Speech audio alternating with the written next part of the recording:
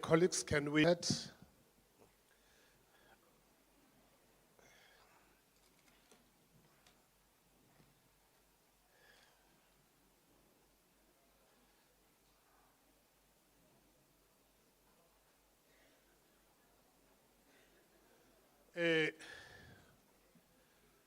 Honorable MEC, the head of department, colleagues,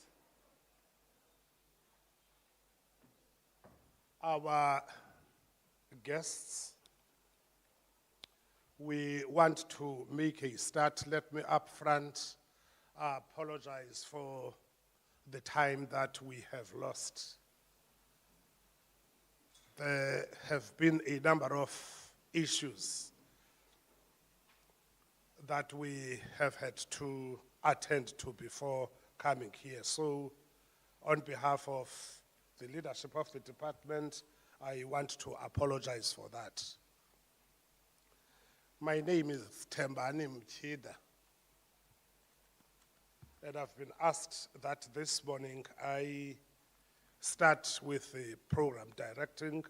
There'll be some other colleagues who will be joining me in the process. But as we normally do in the department, I'll ask someone to lead us in a hymn so that Mr. Godlo, the director of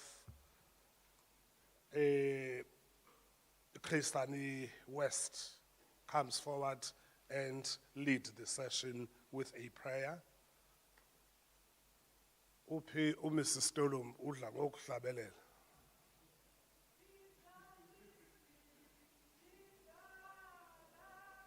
Oh. Yenyaniso zongihlaga zongizizwe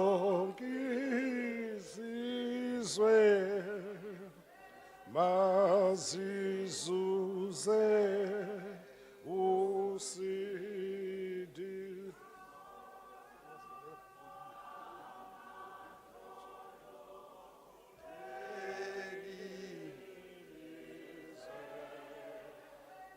Makagobe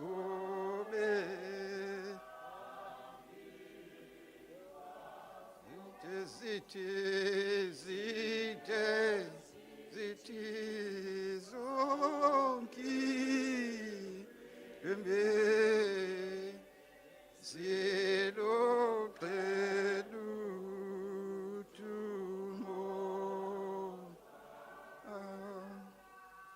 la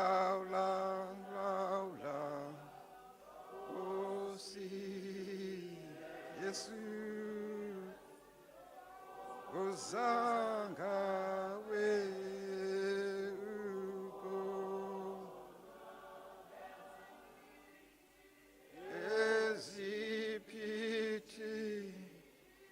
piti zetu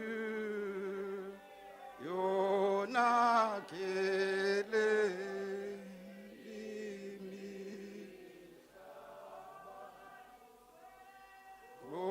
na izwe lako wetu ukolele zono zaku ongaitobi umbo yako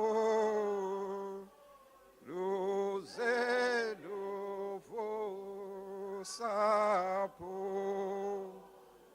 ala langosi singaitele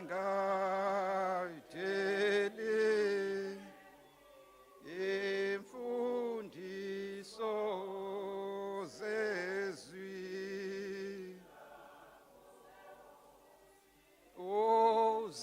Zeusi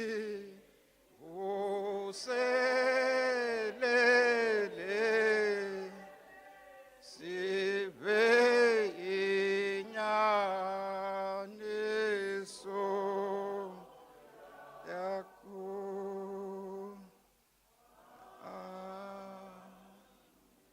quickly be seated just for a minute?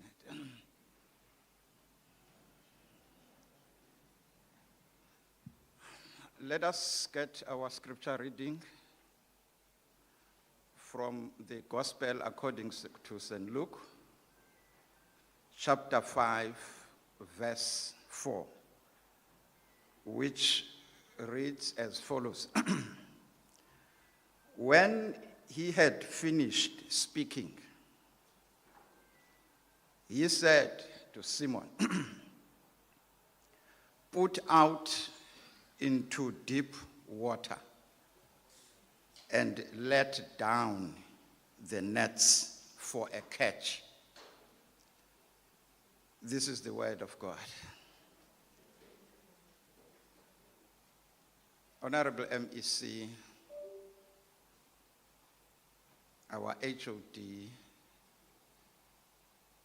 distinguished guests, members of the top management, and all our stakeholders, I greet you this morning in the name of our Lord Jesus Christ. Amen.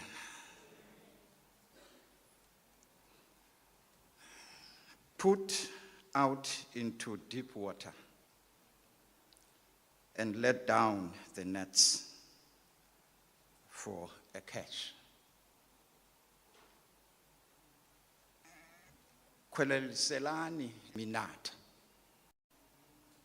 ukuze nibambise inhlanzi. Quickly, group of fishermen. Amongst them was Peter. They were cleaning their nets. They were cleaning their nets. And Jesus was on this mission to find team members. He did not go to a recruitment firm to find these men. But they were frustrated. He got into this boat that was used the previous night and started to teach because there was a crowd around him. As we all know that Jesus is a crowd puller.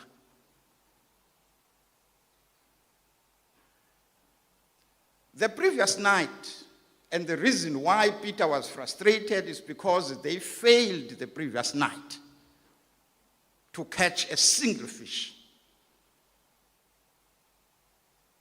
And Jesus comes into this scene of failure and uses it as a pulpit to preach the word. Where Peter failed, Jesus comes, turns it into a pulpit. Having taught the crowd, he then turns his attention to Peter, who is frustrated. And he gives him an instruction. Put into deep water and put down the nets. Ladies and gentlemen, this would be the end of this conversation. Khweleliselani enzulwini. Now, the response is, Master, we tried the whole night. We got nothing. We tried. These were well-experienced fishermen. They knew nothing in their lives except to go into the sea and fish. But God, Jesus gave instruction. Move away from the shore. Move away from the shore. Go deep into the sea. And put down your nets. Two things. They went on a boat into the sea for fishing. The lesson is they went alone. Now with Jesus in this boat, what seemed to be impossible was possible. Secondly, they obeyed the instruction. Listen, Peter's response was not to say, no, I know this thing. I've been in this, a business for some time. But he obeyed the instruction. Put down the nets. He did so. You know what happened? Quite a number of fish that they caught. The Bible says, beginning to break their nets because they caught quite a number of fish by obeying the instruction of God. In this, in Daba, let's do some kind of reflection. It's possible that for many years we've been fishing on the shore. Now let's change the approach, change the direction. Let's go deep. That's where the solution is. Secondly, let's obey this instruction that says, put down the nets. Put down the nets. Lastly, we are worshiping a God who makes things possible. It might seem impossible for now, but believe me, we are worshiping a God who would make things possible. All what we need to do, obey the instruction. Put down the nets. This is the word of God. Masithandaze. Heavenly Father, we come before the throne of your grace with gratitude this morning. We thank you, dear Lord, for the gift of life. Thank you, Heavenly Father, for this day, a beautiful day. This is the day that you have created. Let us enjoy this beautiful day. Thank you, dear Lord, for bringing us together as this family of the Department of Education and our stakeholders. As we start this very important session, we invite your presence, Heavenly Father. We know without you, dear Lord, we are nothing. We know, Heavenly Father, that you are God of possibilities. We invite your presence. We ask that you guide us. Give us the wisdom that we need, Heavenly Father, so that at the end of the day, we may praise your name, because your name is worthy of praise. We ask this and many others in the name of our Lord Jesus Christ. Amen.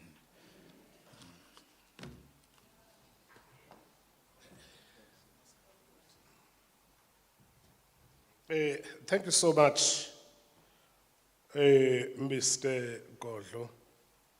That's exactly what we have come to do here. We have come to put down the net so that we can see how many fish we are going to catch this time around. Thank you so much for that, Mr. Godlo.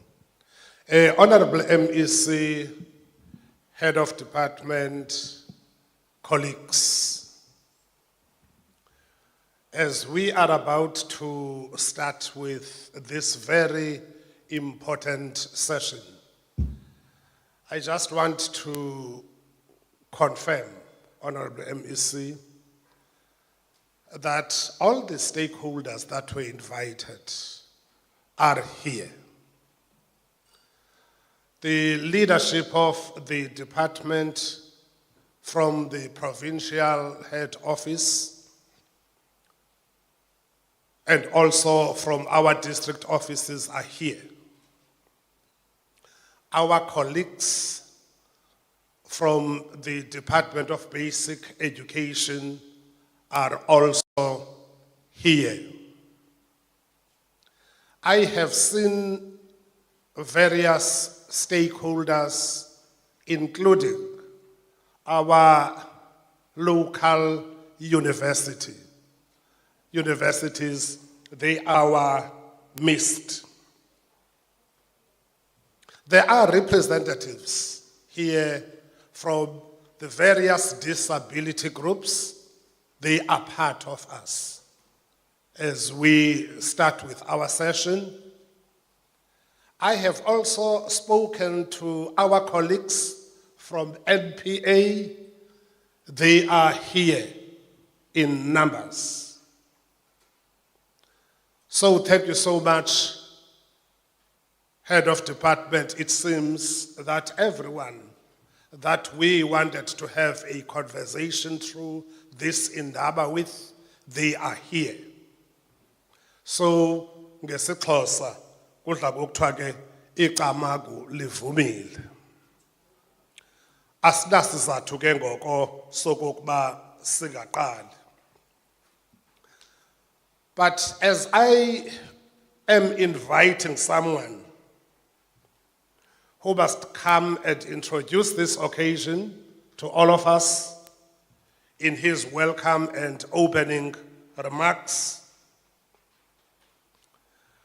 I just want to indicate that this is a topic, this is one of the subjects in the Department of Education that we are not always motivated nor encouraged to touch on.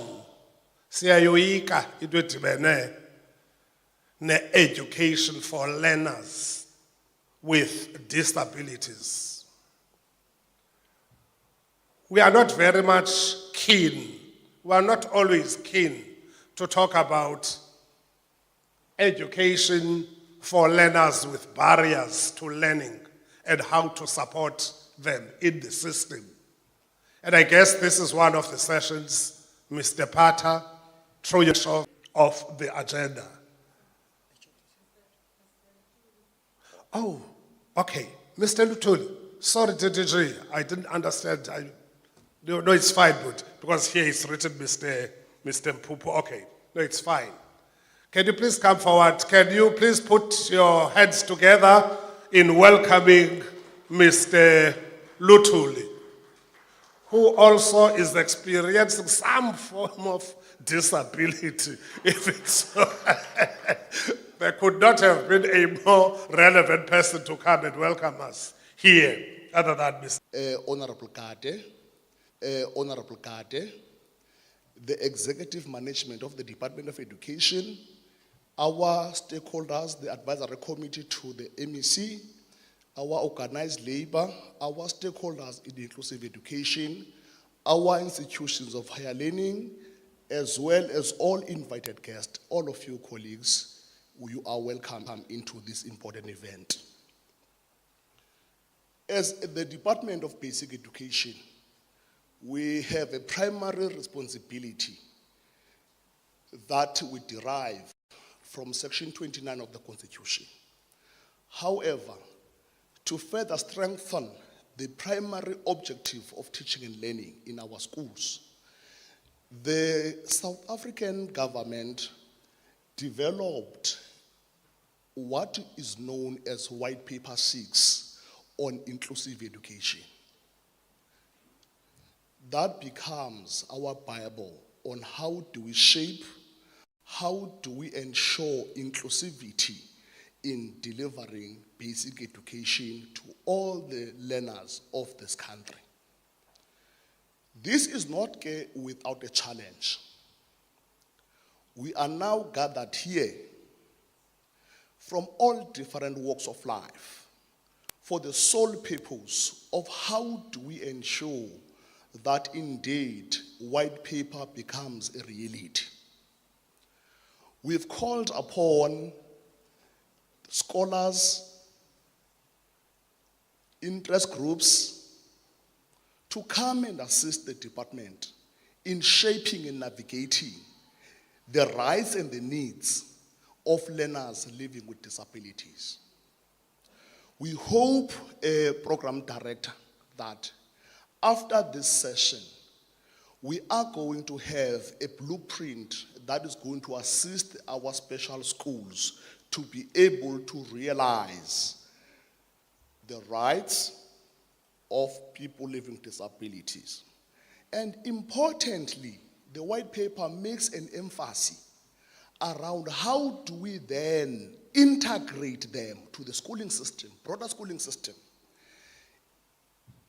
Partially, we are addressing some of the areas of the white paper 6. However, we are not integrating these learners into the main schooling system.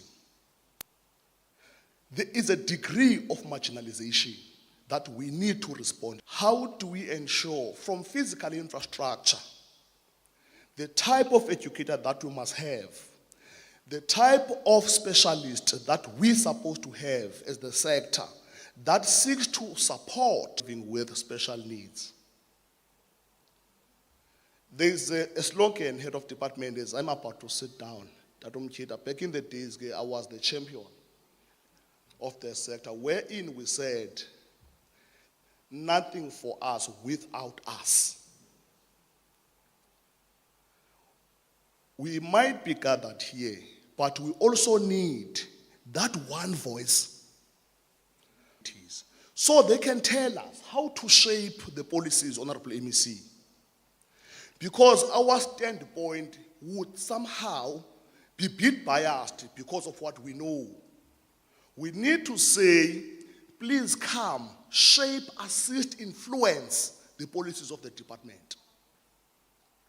So that as we resolve, at least to have a voice. Nothing for you or nothing for us without us. I'm also... Can you assist me in inviting to the podium the head of department, Mrs. Sharon Mastorp, who will be doing setting the framework for the Indaba. Can you give her a very big round of applause? Thank you so much. Thank you so much. Thank you, Program Director. Good morning. A special good milestone for us as the Department of Education. This is the launching of a program that I know that has not taken off in the country, and I would like Mr. Ngobo to confirm that when he's speaking, to say indeed Eastern Cape is a province of the legends, and again, we are making history. We are here today also to consult you. We are here today also for you to make your inputs and say, yes, Department of Education, we want to be part of that legacy. I want to challenge all of us here today.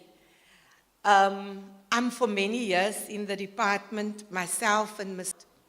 But the best money you can leave for your children is the legacy you are leaving behind. If you sow good seeds, you will reap good seeds until the 4th generation. So what we are doing here, we are sowing good seeds so that we can reap from it.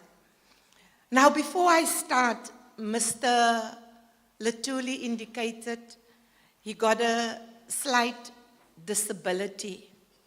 I think my MEC, I'm very proud of my MEC, and I will reflect it in my presentation, how MEC has really taken center stage in leading this program in the country. Let me also declare that the head of the Department of Education, Sharon Ann Mastorp, is also a person with disability, and MEC, My colleagues in the office are complaining. I was looking for Mr. Mshotana. He can testify, and also Ms. McLean and Ms. Klaulu and Ms. Jali, because of my disability. Now let me declare my disability. Attention deficit disorder, hyperactivity, split brain, can do more what the normal person is doing in a minute. If a normal person can move a book, I can move a book and a chair and something else. So they normally complain and say, we're still busy with your first sentence, then I'm at my 100th sentence. And then they say, but you ask us to do this, and I asked, did I not ask for it yesterday? Because I wanted it to be done last week, not today. So this is the challenge that we are facing. But today, I want me to phone in the morning Mr. Latuli and ask him, did you do A, B, C, and D? To phone Mr. Mchida, do you know this and this? To phone Mr. Chokadi, to phone the CFO. Because God has given me a brain that can cover so many things that one person is struggling with. This brain can do a lot. So it is a disability, but it is not determining my abilities to do things. And this is why we are. I want to start off just a few notes that I'm having with our vision. And I'm hoping that Chantal will quickly flight for me. MEC, we always put up our vision, our mission, and our values. But no one is coming back to us to say, Eastern Cape Department of Education, are you really implementing your vision? Let me read our vision. All learners provided equal opportunities to become productive, skilled, and global competitive citizens through an inclusive, innovative, quality, basic education. So today people can say many things about us, but I can say we are busy with the vision of this department, a vision that has been crafted and a vision that we are busy implementing, Mr. Peter. And who is key to that vision today, colleagues, is our MEC. Just this morning, I reflected on our role, the role of our MEC. For those that don't know, MEC has been going through this province and been working with the disability sector to make sure we assess our learners, because we know and realize the importance to assess our learners. Many of us don't know. When we see that child and the child can't read with meaning, what do we say? I think this child is taking after the mother's family. I think this child is as stupid as the mother's family. And then we look at the child is not performing well, then we say, that father's family, they are like that. So he's stupid as the mother and as bad as the father, and getting to school and the teacher says, you will never make it. Just yesterday, MEC, I've got a WhatsApp message of a child with a disability that the teacher cannot cope with in class. She threw the child with a ball. The mother forwarded me photos of the child's lip, all broken because the teacher threw something at the learner, and the learner got a disability and she cannot cope with that disability. This is what's happening in our schools. What happened to me? The teacher used to give me an assignment. Before anybody was done, I was done. So what do you do with this child? Within 5 minutes, the child has done everything. Send her around, send her out of the class, because we don't want the child to be disruptive. This is what is taking place. The level of discrimination against people with disabilities. Sometimes we see disabilities like Mr. Latuli that has been in an accident and say, let me be sympathetic towards Mr. Latuli because I can run, Mr. Latuli cannot run. But what about me with a learning disability? What about me that examination? That is an inherited disability. It's a disability that you cannot see. It's the invisible disability we're sitting with. It's that disability that we are ashamed of. And many parents don't want to come out. Many parents don't want to admit that their children got a disability or a learning disability. They are ashamed. What did my mother do? She beat at me. Because she didn't know how to handle a child that will climb a tree, jump off the tree, being on top of the roof, that my father had to say, don't jump, you're not superwoman, I will help you to climb down. What do we do with that child? We shove that child away and say that child is naughty. To say, I can't handle that kid. Today, I'm here. Not because of who I am, or where I'm coming from. But I'm here because of the grace of God. Because God had a destiny and a future for me that no one can change. No one can change God's calling and destiny for my life. And God is saying to everybody here, because that's why He made me the head of this Department of Education and having that passion for people. Will I come and stand before you and pretend what I'm not? I'm standing here before you to tell you my journey and how difficult my journey has been. Let me see one of the things that I've been going through, and I won't say who's been that manager. Now, because I cannot concentrate for long, so what I do my work. Mr. Jack is always complaining about me. He says, you're sitting next to the HOD, you're chatting, you relax, but the moment you look at your emails, you see there's 3 or 4 emails, but she's then sitting right next to you and she's smiling and talking, but at the same time she's typing and you look on your phone and here's all the emails. You came into being. Your days were already written in the book. Before I was formed, God is even aware of this day that I'm going to stand here today and give you my testimony. Some of you might walk out here and feel ashamed on my behalf, but I'm not ashamed. Because I'm here, testimony that any other child with a disability can make it. It's a testimony to say to the parents out there, please don't write your child off and regard that child is naughty and you cannot control that child. So colleagues, let me just go briefly to the presentation and touch on my most favorite slide. Mr. Ngobo will go back to DBE and he will give me 100% for this slide. This slide is about our learner. The learner is the center of everything.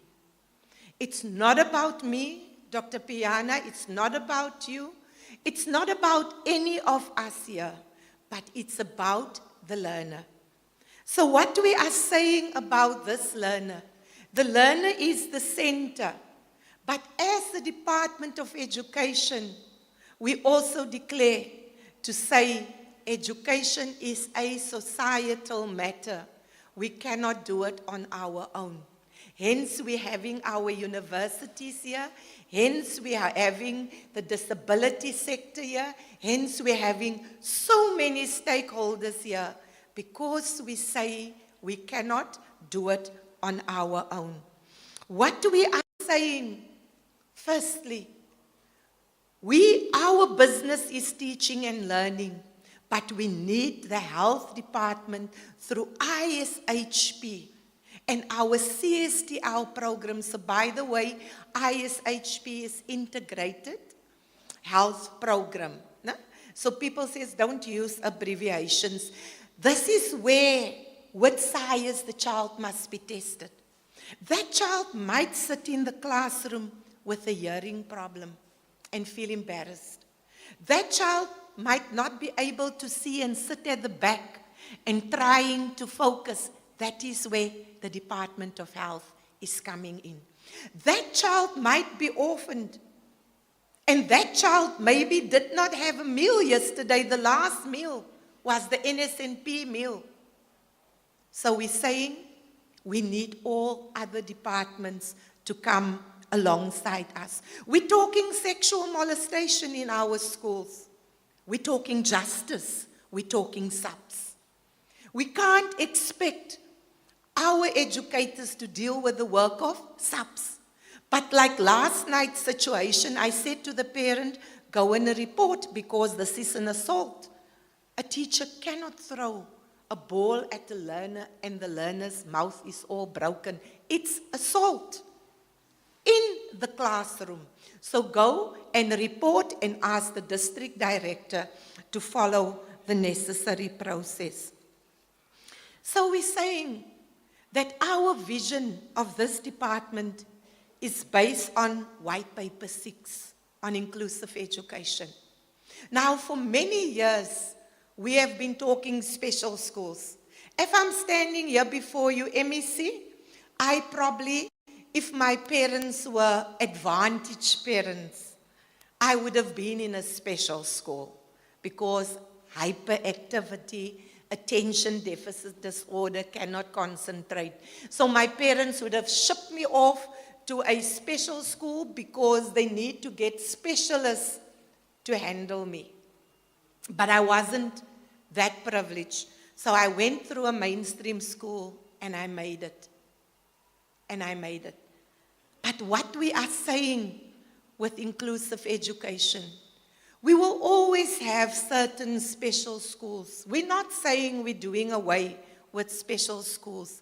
But what we are saying, give the learner support where the learner is. Do not remove the child from the parents. It's traumatic to take a young child from his family where he can get support. Put the child in a hostel because the child is having some sort of disability. No? So for that child, it's good to be integrated and to be with the family. But can we do that if our schools are not equipped? Can we send that child to a school where the educators don't know how to handle that child, where there's no support? And this is what it's all about. How are we going to give support to our learners with disabilities in mainstream schools? And when I talk about disabilities, yes, we can talk about the ramps, but it's not only about physical disability. It's about the disability you cannot see. If everybody look at me today, you will say, no, she's fine. No. Yes, it has calmed down, Mr. Pitter, but it's still there. That's why Mr. Shotana is complaining. He says, she was giving me this assignment, MEC, but I'm now way back to another assignment. You are still saying I'm coping with this one and you at assignment number 10. So what I'm saying to us, we are here today to reach out to the learner that we know that got a disability, but we can't see it. Can I tell you something else? These are the learners that are doing wonderfully in sports. There's a gentleman with the name of PC van Rooyen. He always used to brag and say, look at my rugby team. MEC, they're rough. I've watched the rugby teams of our special needs schools, the Bersig, the Baysvilles, and the Westviews. They're rough. Now, when I'm sitting there with my Titan watch, I'm not an HOD, I'm just watching as a parent, and you can see the roughness the excitement for the sport, and we can say that our learners are doing exceptionally well in sport. We're giving them that opportunity. But what about those in the mainstream schools? Can we move to the next slide? I don't have much to say, but this is, Chantal, can you skip that one? I'm not going to go into what we are having, the sign language, the SIAS policies. Let's just go on the slide of equity in education for all learners. MEC, this is where we are. We have the learner that can be maybe Mr. Sigobelo standing there watching a match. Then next to him, because I believe MEC, all psychologists are not 100%. So it might be the next will be Mr. Pitter next to Mr. Sigobelo. Then the other learner there might be Mr. Latuli or myself. So there's no equal opportunities for us. That is what the system is saying. The next to that, we bring Mr. Sigobelo a little bit down.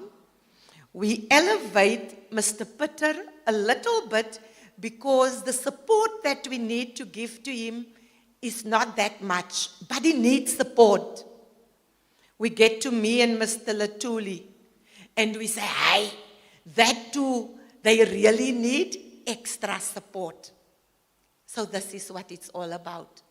So that all of us will receive the same type of support so that we can make sure the vision that we have written here is being fulfilled.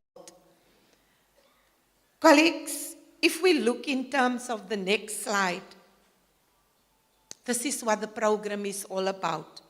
Which learners will need mild to moderate intervention and support.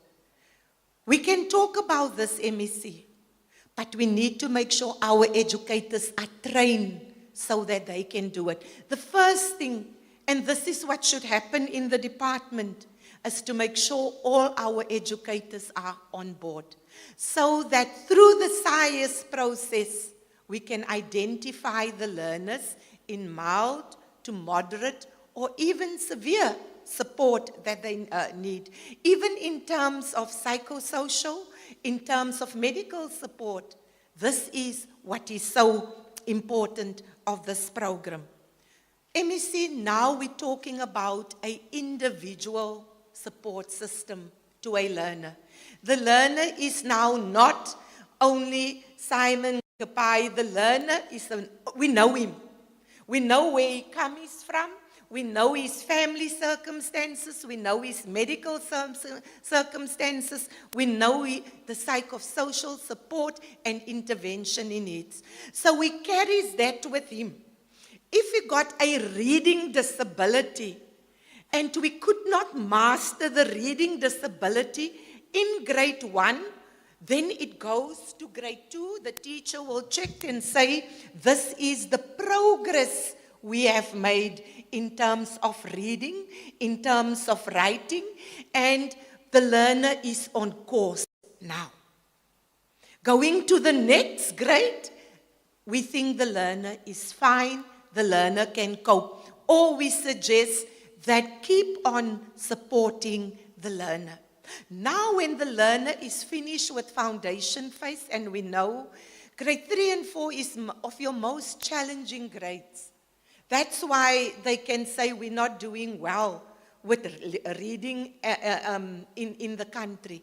But is it not because our learners, they're struggling with some serious challenges in terms of disabilities, and we are not supporting them?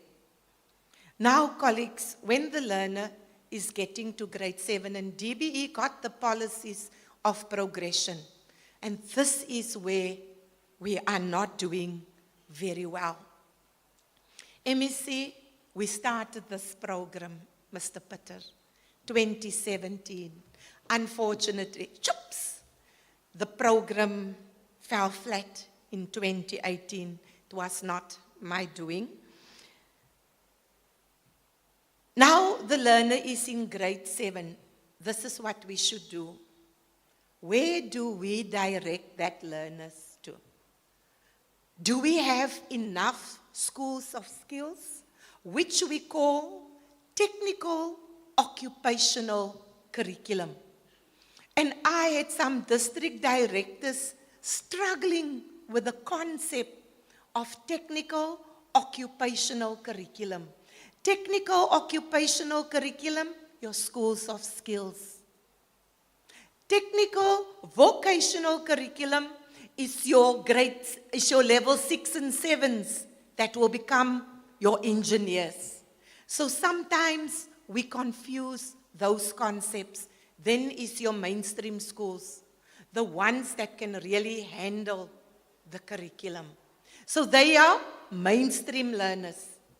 But your technical learners, because we get people from China and other countries, they are your level 6 and 7s. We should nurture them because our NDP is saying we need artisans, we need engineers, and so on. Now, to the colleagues, please don't feel offended if you are lighter than me and MEC in this meeting today. What I want to say, where we're coming from, our history and our background. If you, MEC, ask an electrician or a plumber to come out, we do this. The plumber, I'm not sure whether you're coming from, where I'm coming from. You look for an old, what do you call it, pillow covering, no? And then you see whether you cannot put it around the pipe so that the water cannot flow through the house. Because you don't want a plumber to come, you know it will cost you about 5 or 6. So you put MEC, a cloth around it to stop the water. Maybe some of you have never been there. I have been there. Because I'm thinking getting a plumber out. The plumber's going to charge me with his white bucket coming to the house to come and see where I've put the cloth. And then he's going to charge me for the pipe. And then he's going to charge me for the services. Mr. Van Rooyen, PC Van Rooyen, where is that plumber coming from? They're coming from the School of Skills. They're coming from the School of Skills. But what have we done to our learners? They get into matric, no career. This is the time that we need to overhaul the Department of Education to give our learners an education and an innovative quality basic education. So colleagues, this is why we are here. MEC, I'm also proud to say that the colleagues of inclusive education, and me and MEC must still go to Gali Tembani. I've got a district director here, MEC. I'm going to give his name to MEC, so I'm reporting him to MEC now to protect me against that district director. His name is Mr. Godlaw. Mr. Godlaw did not give me peace. Mr. Godlaw has worked so hard with the colleagues of inclusive education. And I can proudly say, under the leadership of Mr. Godlaw, Mr. Pitter, and Mr. Van Rooyen, we have started a wing at Gali Tembani for our learners. So let us just thank the colleagues. Me and MEC must still go there. So part of this meeting is to give opportunities. MEC, I want to report another district director to you. This district director, and I'm looking at him, he said to me when he was appointed in Amatola West, you see, I'm going there. There's no special schools, but watch me. My year will not be completed as a district director before I have my School of Skill. MEC, I'm reporting him also to you. I'm wondering who is that district director, and he's sitting right opposite me, Mr. Ngapai. So we know we will also support him. MEC, then I want to bring the balance. Myself and Dr. Payana traveled a bit together.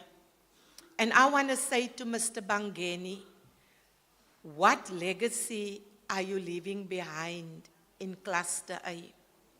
What is your role in making sure that in each district we're having a school of skill? So this is what it's all about. Colleagues, I'm going to lock the doors today if there's no plan for schools of skills in Cluster A. I've done my groundwork, MEC. It's now about implementation. Colleagues, allow me also, before I'm sitting down, a lot of consultation has been done with our social partners, with our unions. We have spoken to our HR for the HR support we need, the additional support we need with the PPN. And allow me to thank the Directorate for the work they have done, for their foresight and the work they have put together. For everybody that has worked on this concept, I must indicate to you that I'm immensely proud of you, that you have come thus far and say today we are ready to launch. However, MEC, I don't want competition for MEC and myself. When me and MEC recently went to Fondisa Special Schools to hand over the vehicles, and the school was singing and dancing, and I was happy. They were singing and dancing for MEC, so here a little bit for me also. But then every speaker that came up was talking about the directorate. I'm like, I'm here. You know, the directorate is doing this, and we've got a good relationship with the directorate, and they know of our issues. Well done, inclusive education. It's not about me. It's not about MEC. We're there to support you. But when your schools are talking good about you, then we know we're on the right track as a department. So thank you for this. So whoever is part of that directorate, I'm really commending you for excellent work that you are doing. Colleagues, as I'm landing now, I'm not landing, Mr. Pitter, because the flight was not successful. I'm landing to bless this occasion.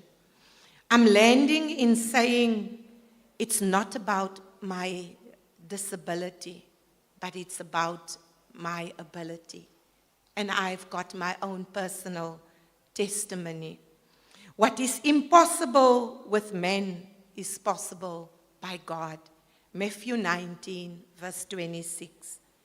And then also, Tata Madiba used to say, it always seems impossible until it's done. Congratulations to the team and for everybody that worked with them. My sincere, heartfelt appreciation to my MEC that has been leading in this sector, and I declare this Indaba opened and blessed. I thank you. Mr. Mchida, they're not happy with me. They can't clap for me like this. It means they want tea. I've discussed with MEC and we thought we don't want fruitless and wasteful expenditure. We will catch up during the day, but let us give them an opportunity also, Mr. Mchida, just to have a bit of tea. Thank you so much. Colleagues, I'm standing here next to a gentleman within his DNA is inclusive education. Give him a round of applause. Thank you. Thank you so much, HOD. Colleagues, I don't think that is enough for an HOD who has so beautifully articulated the reason why we are here, giving the background, the very important history of this journey that for a long time we started since the promulgation of White Paper 6 in this country. So can you please give him a very resounding round of applause? Thank you so much. HOD, thank you so much. I think that you've said a mouthful. Now, even those who were not sure why Mr. Pata called us here, now they know, they understand. Thank you so much, HOD. Without much ado, colleagues, can we move to item 105, and we shall be inviting our teacher unions in that order. We shall start with SAOU. Are you here, colleagues? Yes, thank you so much. Meanwhile, PSA are getting themselves ready. NAPTOSA will follow, NEHA will follow, and then SADU will follow. 2, 4, 5. We have a maximum of 5 minutes for you, sir. Thank you so much.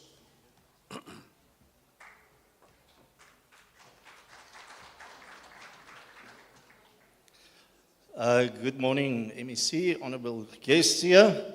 I'm representing SOE. My name is Werner Oosthuizen, and I also teach at Baysville School. And I'm glad of what you said. Man. And PSA had something to say there at the back when you spoke about those rugby teams. I must just say that. The SOE, we firmly believes that every learner, regardless of background, language, ability, or circumstances, deserve the same opportunity to reach their full potential. Education is the foundation of a fair and thriving society, and we are committed to creating schools where diversity is valued and every learner feels seen, supported, and empowered. Inclusivity is not just a policy for us. It is a promise to stand for fairness, respect, and equal access to quality education for all. Together, we can build classrooms that celebrate our differences and unite us in learning. Thank you.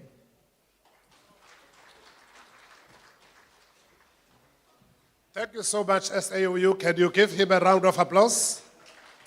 Has saved us some few minutes. And PSA, are you here? NAPTOSA? Oh. Please encourage NAPTOSA with a round of applause as she's taking up the podium. Thank you so much. Thank you so much.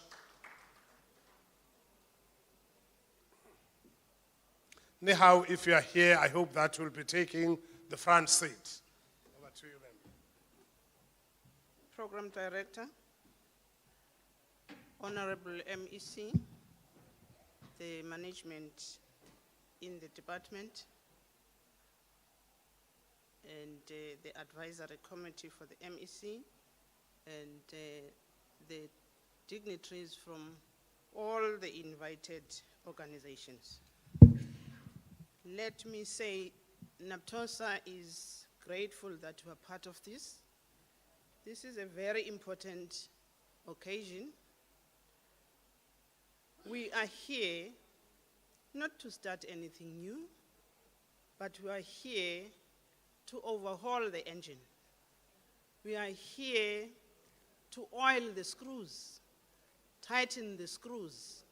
All of us gathered here have a responsibility in that. And as NAPTOSA, specifically the Teacher Development Institute, and the professional matters portfolio, we feel that we have a bigger role to play. We so wish that DBE would consider declaring one of the programs for TUC as an inclusive education program. That will bring meaning to the project of teacher union collaboration, where we feel that this cannot be the responsibility of the Inclusive Education Directorate alone. We have to share in this. Curriculum should roll up their sleeves. Every other section of the department should roll up the sleeves if we want to achieve this mission. The mission is implement appropriate and relevant education program, inclusive, innovative, quality teaching and learning. Strengthen social cohesion through mobilization of communities and stakeholders' support and participation. Institutionalize a culture of accountability at all levels of the department. Eliminate digital divide by providing equitable access to connectivity. So the question for these 3 days is, how far are we in achieving this mission? And I believe that by the time we leave this place, we will be having a strong and better strategy to move forward and achieve the mission. Thank you. Thank you so much. Thank you so much, Naptosa. Can we now welcome with a round of applause, Neha? Over to you, sir. Thank you very much, Program Director. We greet the Honorable MEC and the HOD of the department, including all stakeholders that are in the education sector. We want to start by quoting the words of the late President Nelson Mandela, where he cited that education is the most powerful weapon we can use to change the world.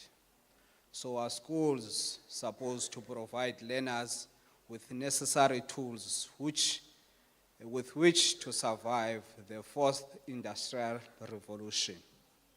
Technology, affordable access to quality education for all, regardless of race. The decolonization of schools involve people who are previously marginalized under apartheid, choosing to embrace and recognize our own cultures, tell our stories, study from books written by African intelligentsia, and run institutions based on values that are reflective of African culture as opposed to the Eurocentric models. It is then indeed that Eurocentric epistemologies are still firmly entrenched in South African education institutions and call for intellectual spaces to be decolonized and derationalized and demasculinized and degendered is factual. We believe in reimagining the education sector in the province and would involve, amongst other things, focusing on systematic learner success by prioritizing inclusivity, affordability, accessibility, and fostering skills needed for the 21st century through curriculum reforms and flexible learning. So, we're coming then from the part of Nehau to say that it is high time that this Indaba specifically deals with matters that are also going to talk on how do we then ensure that the Eastern Cape at large is able then to ensure that learners that are coming from schools are able then to be properly integrated as and when they are leaving the schooling system and entering therefore the education system. We appreciate the effort that have been taken by the department to ensure that this Indaba will then forge a way for all of us then to say, what do we want to see as an Eastern Cape, and how do we want then to improve the lives of our people in the Eastern Cape? Thank you very much, Program Director. Thank you so much, Nehau. Can we then invite Satu? Please do assist her as she's coming up with a round of applause. Umfundisi. Thank you so much. Ziyabantu ezathetha ke mhlawumbe zawuba shushu after that.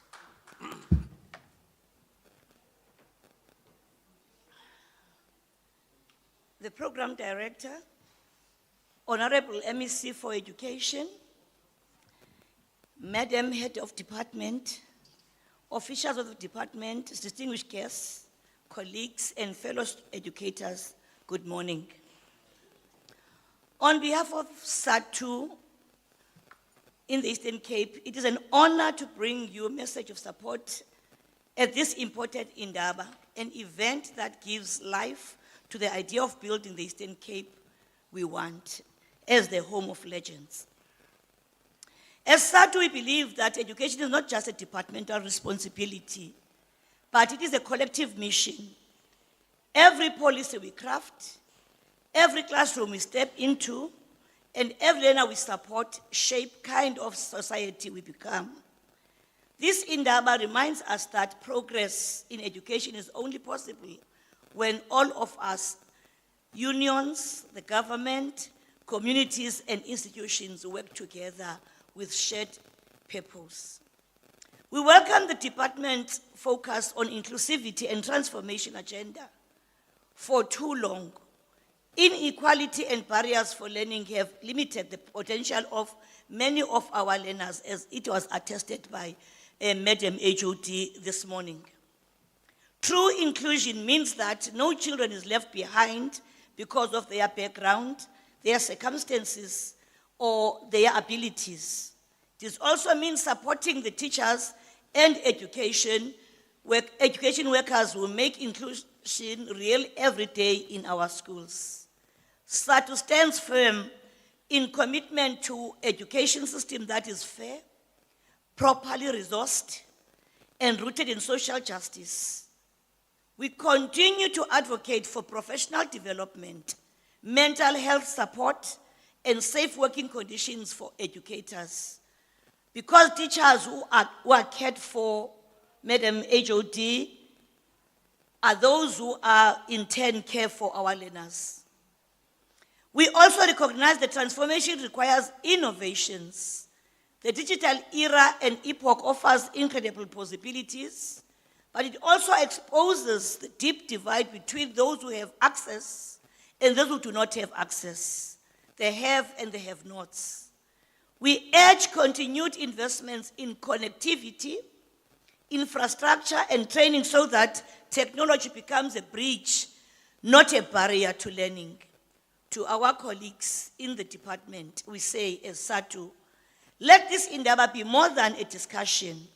Let it be a turning point that strengthens accountability, coordination, and implementation of White Paper 6. We need action that speaks to the realities in the classroom, from overcrowding and strategies to the unique needs of learners with barriers to learning. To our dear teachers, we say remain steadfast. The challenges we face are great, but the work we do is greater. Each lesson taught, each learner supported, and each success achieved moves us closer to the society we all envisaged and envisioned. One built, one equality, knowledge and dignity.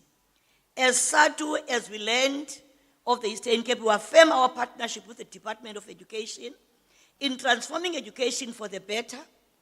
Let us continue to work hand in hand, guided by the shared vision of quality, inclusive and accessible education for all, as enshrined in the Constitution of the country. Together we can build not just Eastern Cape what we want, but the South African, our children we deserve. SADU serving with passion, building with purpose. Thank you, Chairperson. Now, USADU demanded a greater and warmer round of applause as they were coming up. So can we please give them a very big round of applause? Thank you so much. Ladies and gentlemen, then that brings us to a break for tea. According to the program, we are given 30 minutes, which means therefore it will be 11:15 up to 11:45. So if we can just come back and be seated by 11:45 so that we can actually proceed with our program. So please, I'm not sure whether there is anyone who is going to direct us. Where do we go for tea? Is it at the back? Is it on the side? Is there someone who can help us?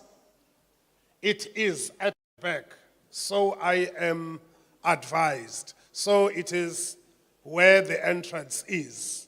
That's where we are directed to go for our tea. So can I ask then that we break for tea and that we are back and seated by 11:45. Thank you so much, ladies and gentlemen.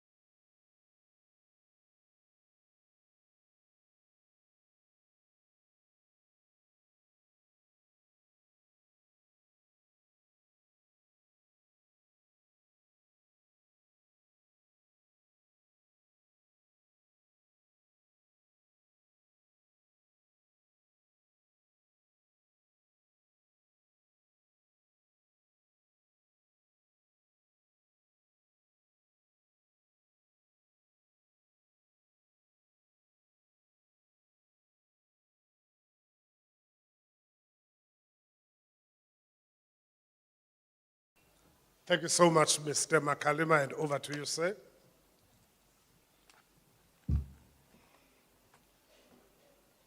The program director, Honorable MEC, Honorable HOD, the directorates, all present here, especially the Inclusive Education Directorate, the invited guests, I greet you all in the name of our Lord Jesus Christ. Amen. I'm standing here representing SANASE as an association representing special school full services and care centers. I would like to say we are really pleased to be part of this momentous occasion. I think the first time I was here, it was 2019, and it was my first time when I was the principal of Tsolo Special School. So our duty as SANASE from the Indaba that is here, we really would like to see quality education being given to learners with special needs, where they are able to adapt to the outside work after schooling system.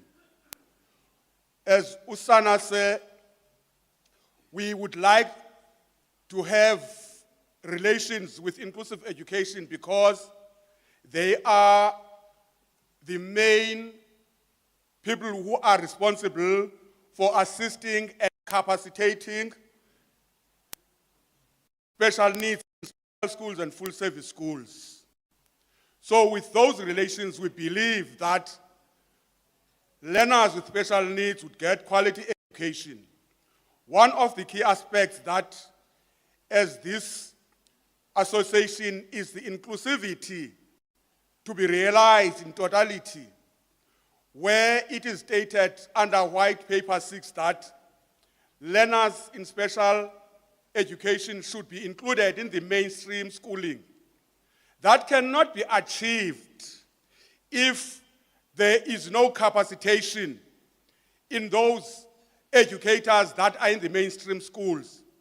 If learners are being assessed and they are being dumped back to the mainstream schools, there was the time when there were remedial educators.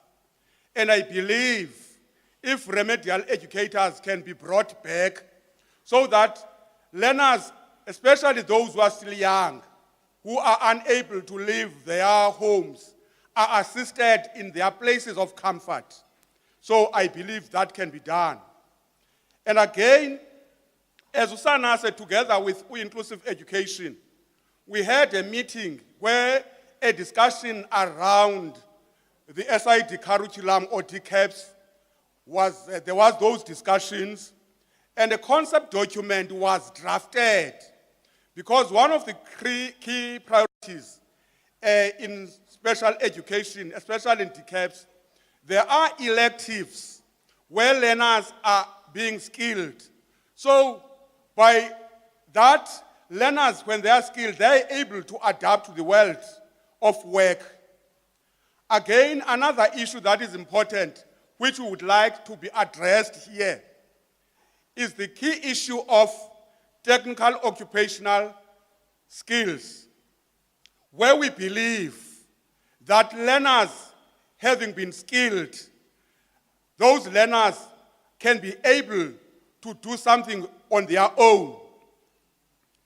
So, as SANASE, we believe that all those matters, if they are taken into consideration, we can be glad.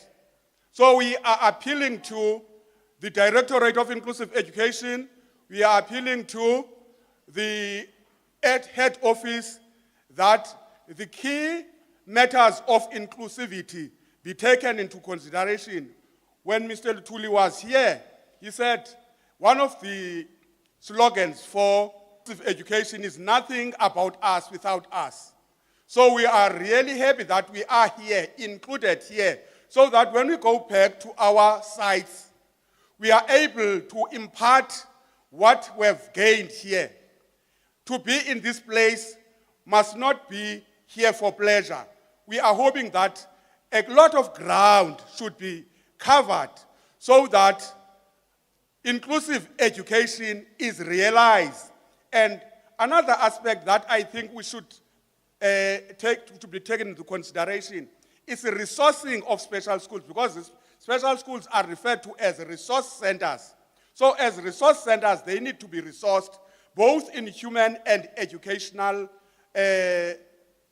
devices. We are glad that on that side of educational devices, that has been taken care of, but we are still crying about the issue of human resource, because those learners, when they are there in the hostels, they need to be taken care of. So if there are no people who are taken care of, there can be a problem. And another issue is the issue of transport.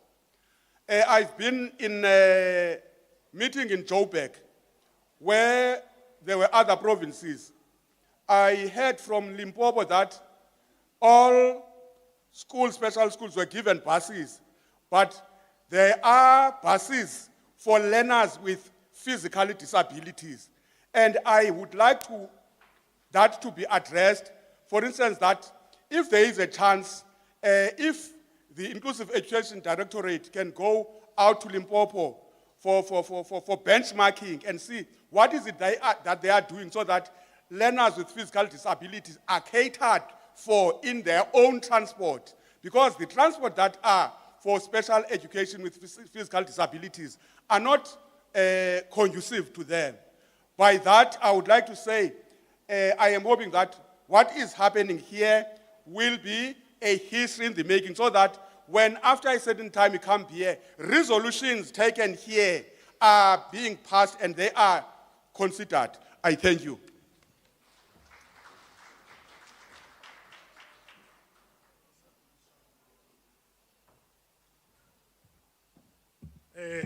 Another round of applause for Mr. Makalima. Thank you so much, Mr. Makalima. And I know that some of the important issues that we have raised are provided for in our commissions, including the last part of transport that is suitable for our learners. Mr. Petuka is our next speaker. Mr. Petuka from Madigalibis Eligama. But can you give Mr. Petuka a very big round of applause? Disability, economic empowerment. It's not a. I come to Temzala ngokwakho. Idehlule. Over to you, Mr. Petuka.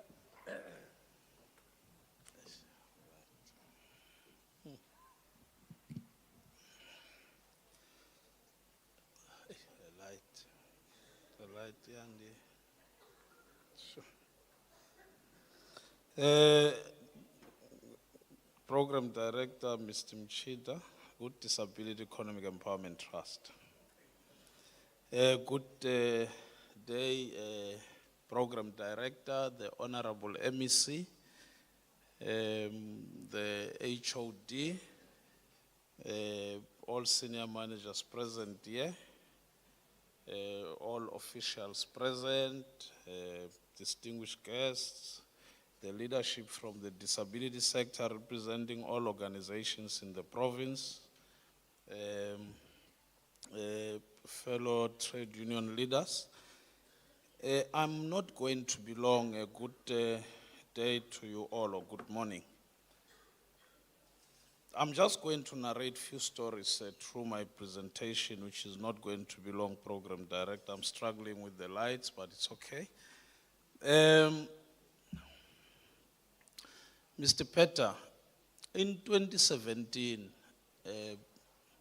we had a discussion with the then MEC, the late MEC Makupula, and had discussions with the HOD, the then HOD, the late HOD Themba Gojana, may their soul rest in peace.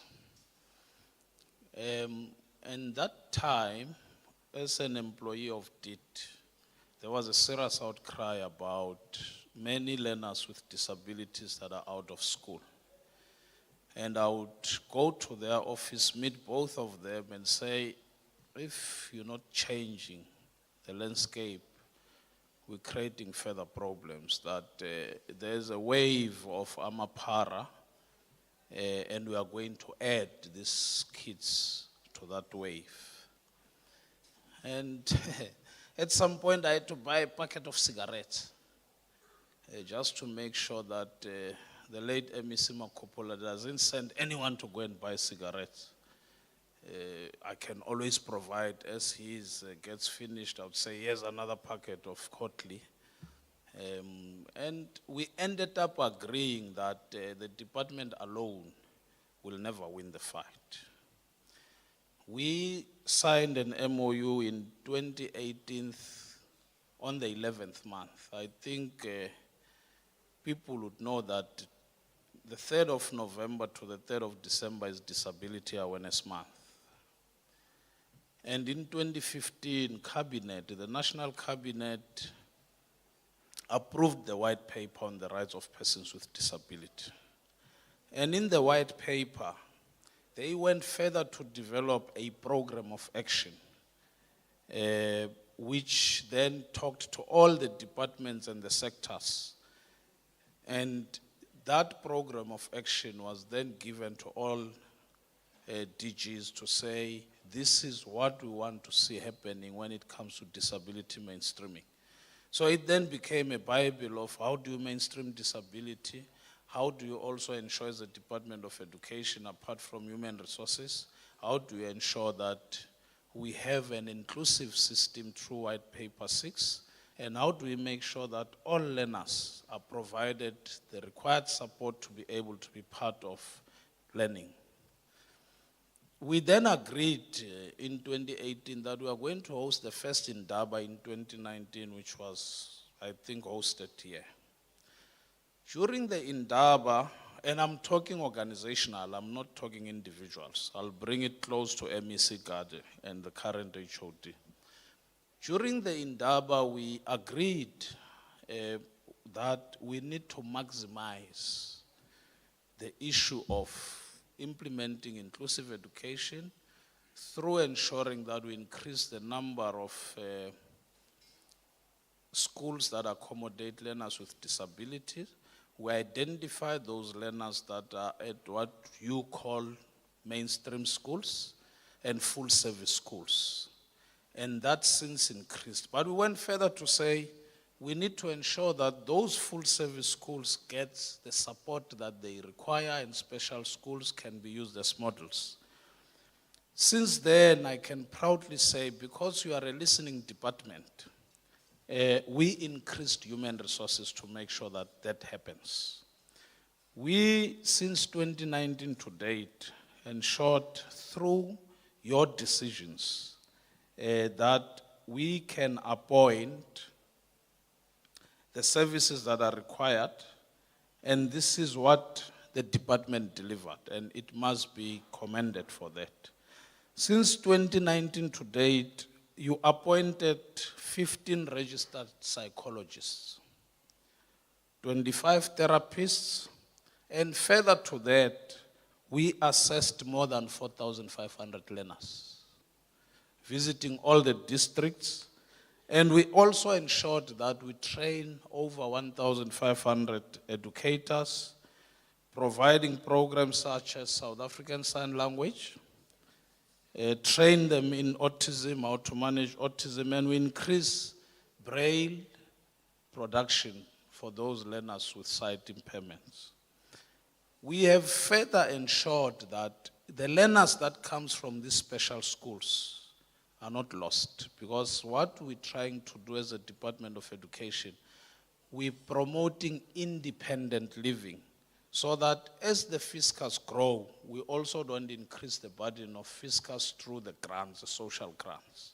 This province alone pays over 52 billion to social grants that gets propelled through the process of the social services net. Now, coming closer home, we know that there was an issue about the statistics that were coded as they were coming from DBE. There was an issue that over 700 learners are outside school. It was then checked, we went down to 512, if I can remember. DBE had to clarify by sending a note, I don't want to say a circular, that says, you misunderstood what we as DBE were talking about when we're talking about kids that are outside school. The bottom line is, we still have quite a number of learners that remains in the periphery outside school. Our biggest challenge, MEC as a province, is that we have Elspeth learners, those learners that are left to fend for themselves through their parents. You have parents that have organized themselves, who have started centers to make sure that they provide learning for these learners with intellectual disabilities.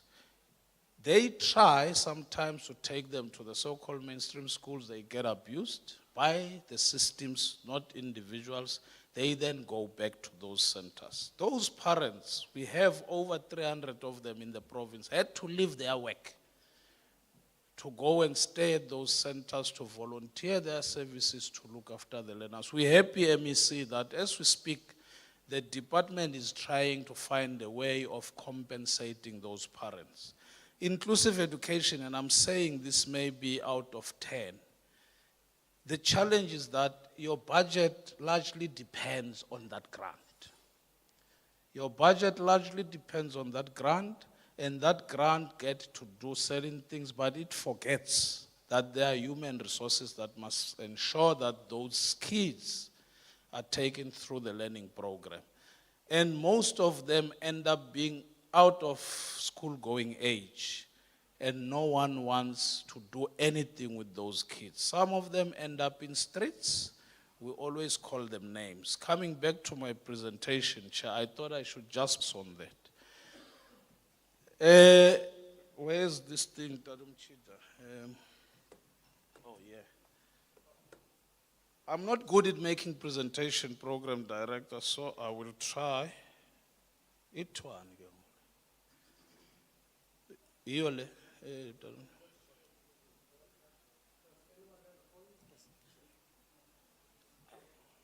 how do I?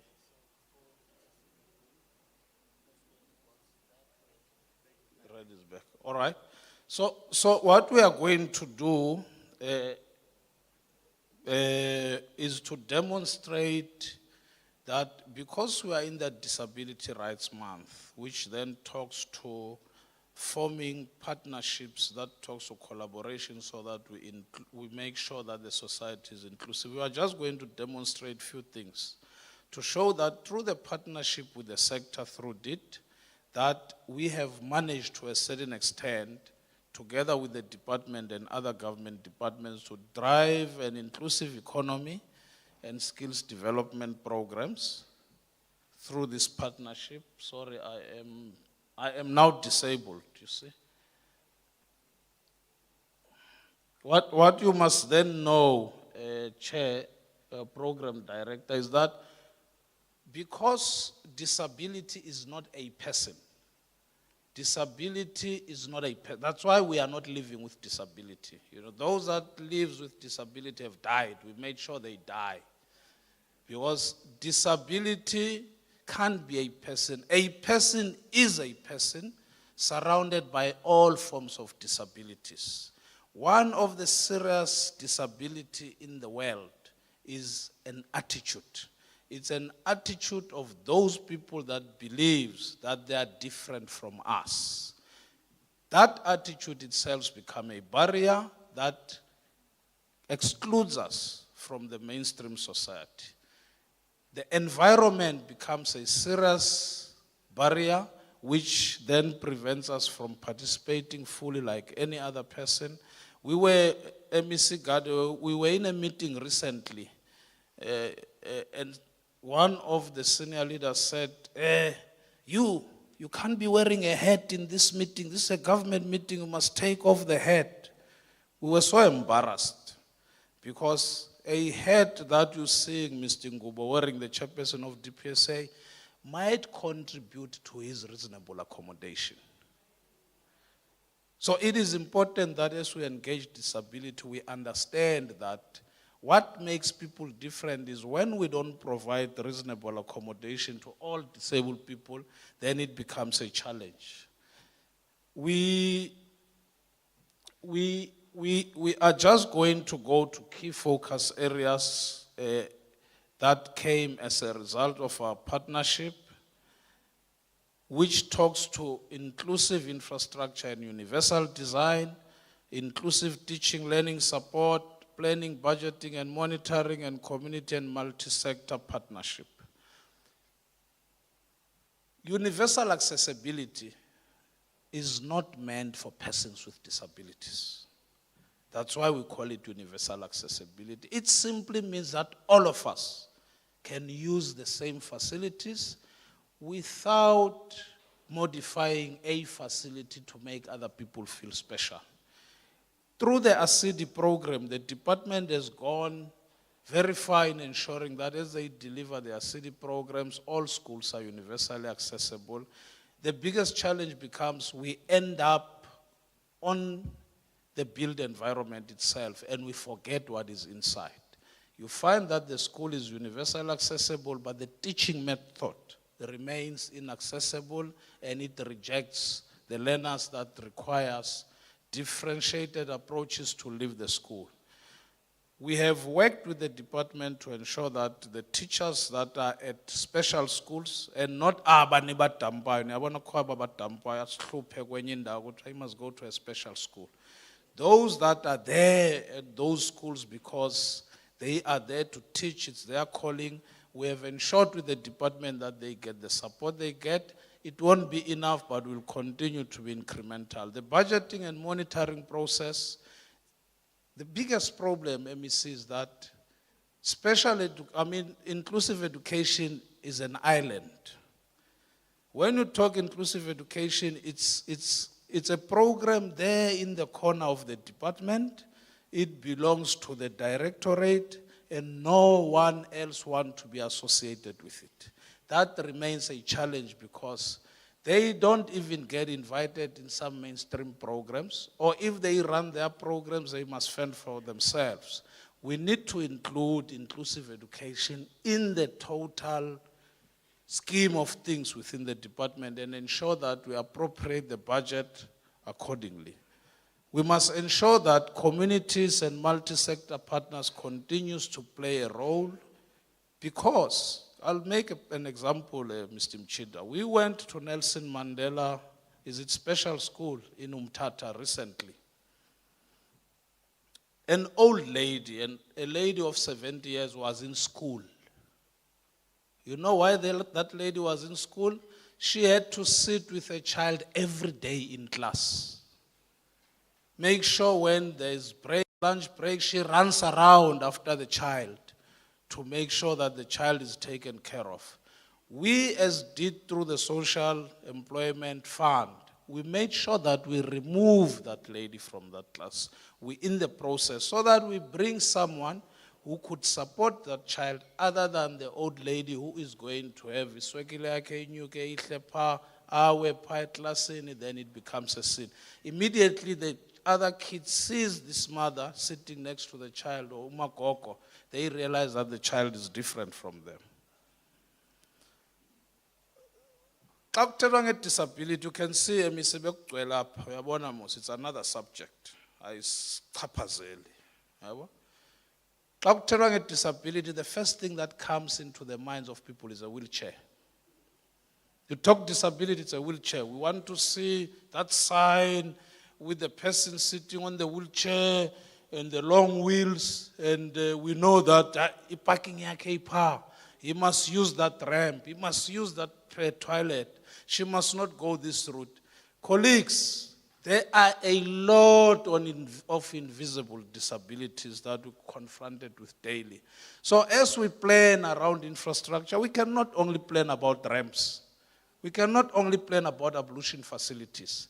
We must even plan lighting. How do we make sure that as people walk into that class, the lights are correct? How do we make sure that the floor is correct? How do we make sure that people that are totally blind have braille on the floor so that they can independently walk and do what other people are doing? We have a crisis of autism in the country. The MEC, through the briefing, I think touched on it, but it is sometimes man-made, out of negligence, especially thina bantu bamnyama. Out of our own negligence, we perpetuate certain disabilities. And after that, we get scared of them, we run away from them.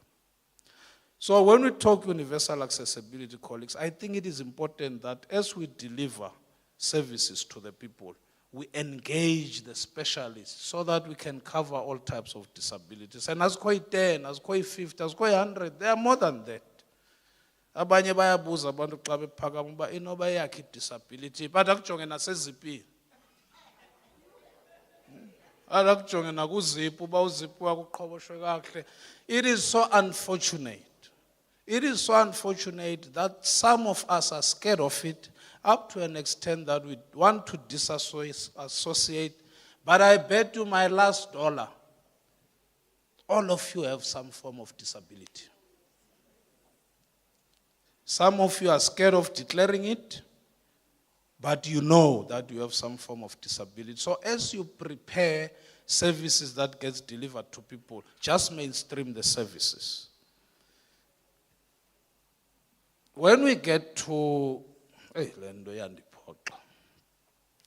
when we deal with inclusive teaching and learning, and remember we work for NGOs, we might not be specialists in the field, but we base our experiences on lived experiences. Because as advocates in the NGOs, we must be masters of everything, all right? You come across a child with this disability or someone with this disability, you must find a way of dealing with, starting from counseling, starting from ensuring that the parents understand that this child must be at school. But when you've advocated that this parent must accept the disability of a child, you don't want that rejection from the classroom or from the department. So it is important that as we provide adaptive programs and assistive devices or assistive technology, we ensure that it talks to a child. You see, I'm standing next to a sign language interpreter, MEC. I've seen many meetings where you have 20 sign language interpreters, but they are talking to themselves. Because as we invite people to meetings, we don't ask them, what type of reasonable accommodation do you want? We compound all disabilities and think because these people are deaf, they must listen through a sign language interpreter. And you find that none of them can actually understand sign language because some of the people got deaf at a very late age. So they cannot read from the sign language. They must be able to be told or asked, what do you want? And they will tell you. I made a joke yesterday as we were preparing here to Majid that you must lip read because you cannot understand sign language. And that's how other people are fending for themselves. We must provide facilities and ensure that as we provide braille and psychosocial support, we talk to disabled people themselves and understand the learners. What exactly do you want? Where's Vukuhambe here? Is the principal of Vukuhambe here? When we're doing the evaluation of the services we're delivering with the Department of Education, Honorable MEC, the deputy principal of Vukuhambe says to us, hey, nisincedile uyazi. Kukho laa mntana besisesimfake emgqomeni sicinga uba akazupasa. This child cannot learn. So we have decided that one, she's there, she's just going to sit there, we'll deal with the others, but just for her safety, she must come to school. We deployed another disabled person, another person with disability to be that teacher assistant. And the child passed, and today the child is at university. Because we said to the school, Nimbuzile now Funandon, did you ask him or her what he or she wants? They said no, but we said it starts there. You must engage. She's a young adult. She will tell you exactly about kutheni nganiva. So if you work with the sector specialists, you work with communities, it makes your life easy as the department. And I'm not reflecting negatively on the, I'm just trying to show you that lived experiences can actually assist the department in understanding how to deal with differentiated approach. I'm gonna skip some of the slides.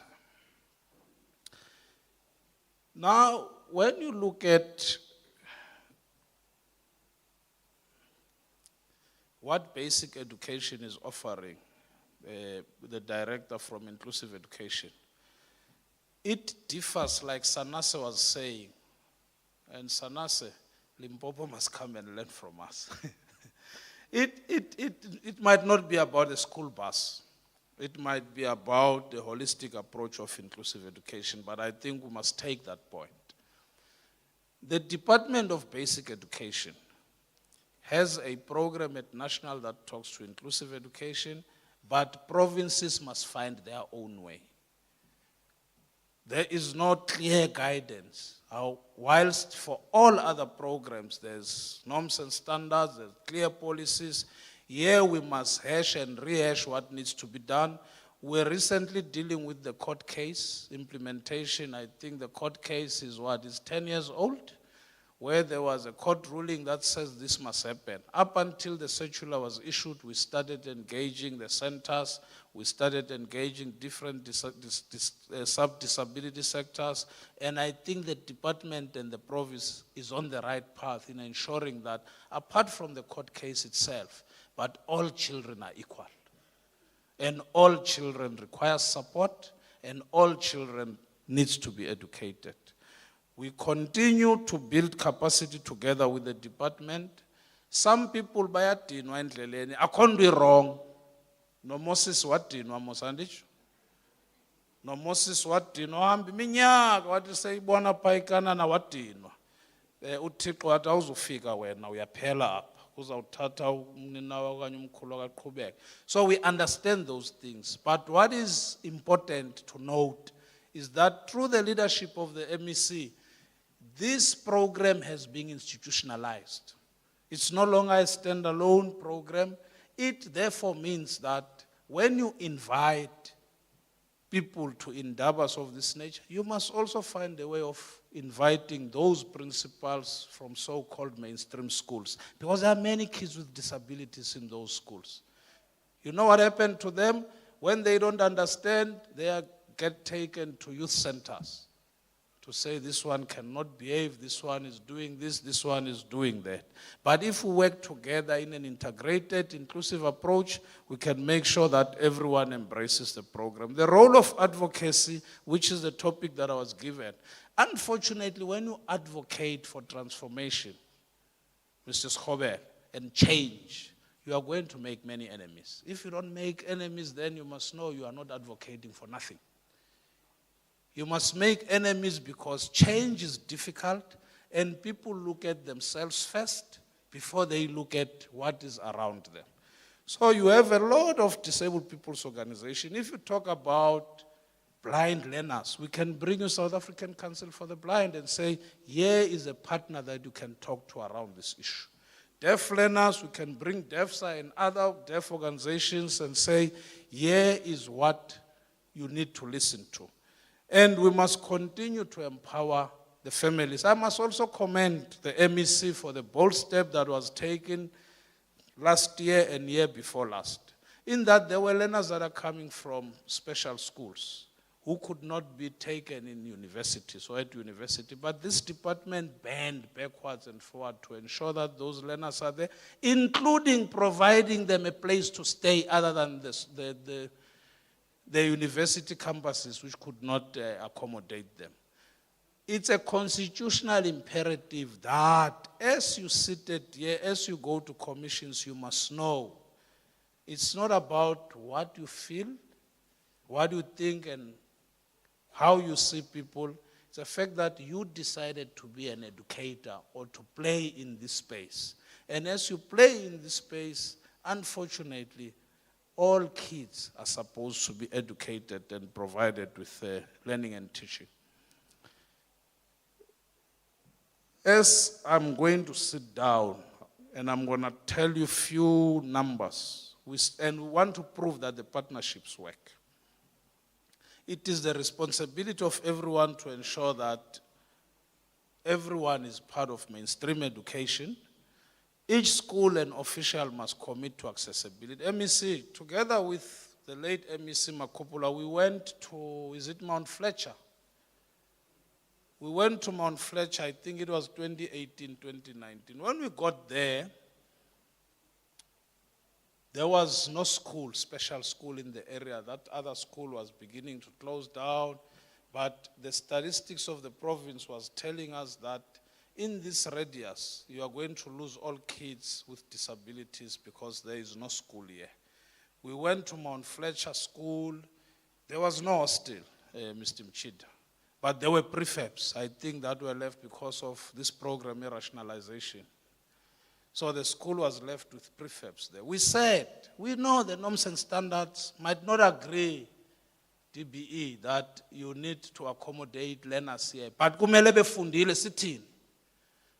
We went and bought beds out of our own money as a trust. We went and bought beds, mattresses, blankets to make sure that those learners have a hostel. We bought furniture, we bought groceries. We even gave that school 20 people to support that school through the EPWP program. We know that that school might not be part of the plans in terms of the budget. But you can't open a school in Chris Hani, east or west, and close a special school in the periphery, which is Joe Gabi, there in Mount Fletcher. We must find a way. We must find a way, DBE and the MEC, of retaining that school and intervening instead of closing the school, because just the distance between this province, that district and another district, it means the department must now have extra transport. You must take them to another hostel school. You're creating problems for their parents because they are going to dump their kids there and only see them there. We have, for the past 4 years, paid support services to maintain that school because we knew that the community there needs that school. We went further, Mr. Pata, to build a center not far from that school, which is a center that will look at those learners with severe disabilities, but which will be a model center to make sure early childhood development begins there. I think MEC was there at that center when that center was open. So it is our plea as the sector. Sicela nisigcine esasikolo. Siyanibongoza, sicela ngenhliziyo eqophokileyo. We have committed on building autism schools in this province. We're still struggling to build one. The MEC went to education. Some are working, some we're still trying to place them. We have trained 300 artisans. We went to special schools. In BCM and Nelson Mandela, we asked for these learners. Those learners are still part of the Social Employment Fund program. We have established companies for them where they are now going to start working and live independently. So we're calling on all of you, fellow educators, advocates in this sector, to really think again. To really think again. Am I here to wait for the 20th of the month, or am I here to ensure that akomntana uphumayo esikolweni ngenxa yami? Because you're running a risk that that child will come and kill you because you denied him or her. Niyayazi mosikwenzeka ntona efata andizungena apha iseyintsuma. That child will leave you, come back, come and rob you because akananto yokwenza. Finally, we have, Mr. Mchida, just to give you a rundown so that I sit down. Andiqhela nguthetha so ndithathwe chance. We have, through this partnership, colleagues, I've shown you the other numbers. We've reduced DBE, the backlog of the assessments from 2015 to date by 60%. We're struggling a bit with some people that don't want to assess these learners, but the department has made a commitment that they are going to assess these learners. Between now and next year, we are going to be assessing another 500 learners and place them and the MEC always intervene. If we say this learner needs to be placed, the MEC will even call and say, take a GG vehicle, go and pick up this child and take this child to school. Some of them, baqala xa siphuma isikolo, but bayaqalisa. We have had 200 ambassadors coming from this partnership of the learners. Vukwambe, we have placed 40 people there to support education because the teachers don't have much time to make sure that these learners go through certain processes. We are paying them through the Social Employment Fund. Alfred Nzo, we've placed 40. Krisani, we've placed 30. OR Tambo, we've placed 20. Mount Fletcher Special Schools, we've placed 30. We are placing others in the other part of Jogabi, especially on the early childhood development centers. We are currently training learners from the special schools today, started yesterday, 300 of them. Guess what, MEC? 8,500 of them are earning a salary. 8,500 of them are earning a salary. It might not be enough, but abakweli panoi bayo ichaphandle la mali. It's money that remains in the province. We have supported arts and culture through 500 children and youth, and we've created interdepartmental collaborations with 6 departments through this program, which is funding them. And finally, Mr. Mchida, we are grateful to the department that at some point, or you got to listen to our call when we said, allow us to be part of the implementing agencies so that we can model universal accessibility in the province. And that program has started. I was traveling with my General Secretary at DPSA many years ago. He is now retired. He used to be the DG for Social Development. He's amputated on the left-hand side. No, actually on the right-hand side. So we're traveling, we had a trip. He was a bus driver with one hand, driving a manual vehicle. It was a condo then. So we got stopped by the traffic officers. And it was a speed trap, so he had to be fined. So the traffic officer came and said, but sir, you're driving too fast. You know you're not supposed to be driving. I said, yeah, I apologize. He said, where's your license? So he would go using his mouth to take out the license because the other hand is on the steering and move it to this amputated arm. Yabaleka, a traffic officer. Thank you.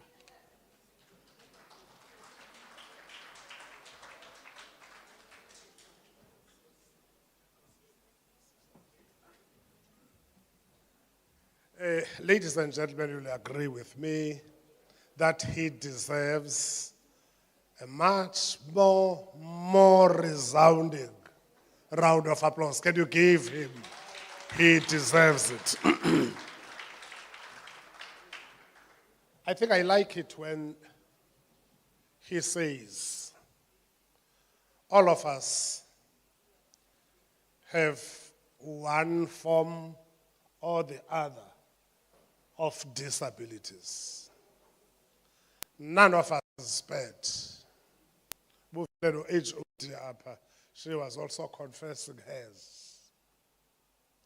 So all of us, and indeed, it is very true. These are some of the people, especially who Disability Economic Empowerment Trust, that have actually been walking this journey with the Department of Education even far before the promulgation of White Paper 6, when there was just nothing in terms of policy in this country that was regulating provision of education for learners who experienced or had barriers to learning.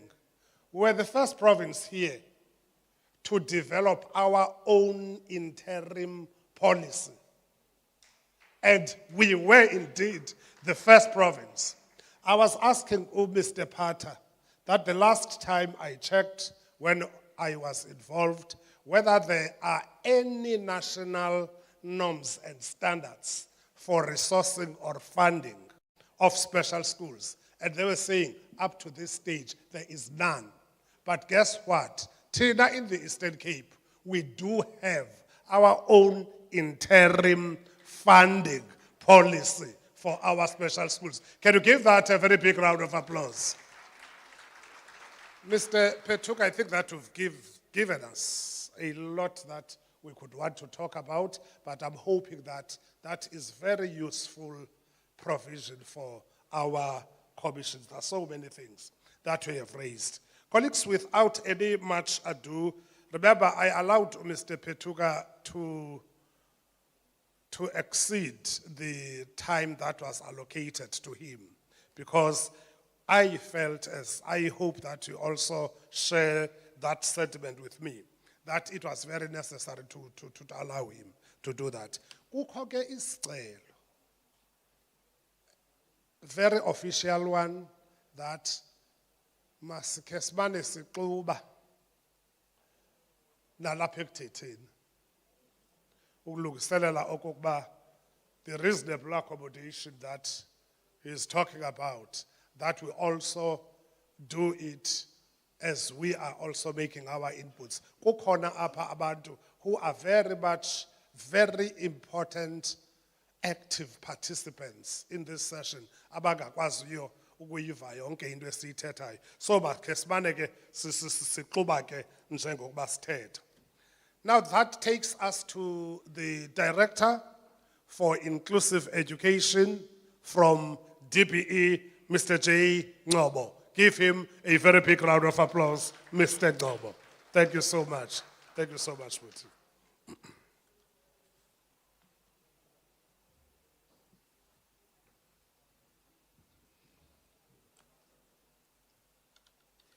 Program Director, it's important to sometimes have a conversation. That's why I want to see you. The lights are like a bit hectic. But let me start by saying that as a country, this is what we are doing, and I was happy to hear first the MEC and the HOD saying exactly what it is that the country is trying to do now. In other words, we are at that stage where the country is making sure that all the children are in schools. And it's one of our major initiatives in the country. And it's something that we have to do. In other words, I'm saying the time for talking about it is gone. It's the time to do it, and I'm happy to see that we are doing it. And let me share with you a bit of the story that we see developing and why this is important.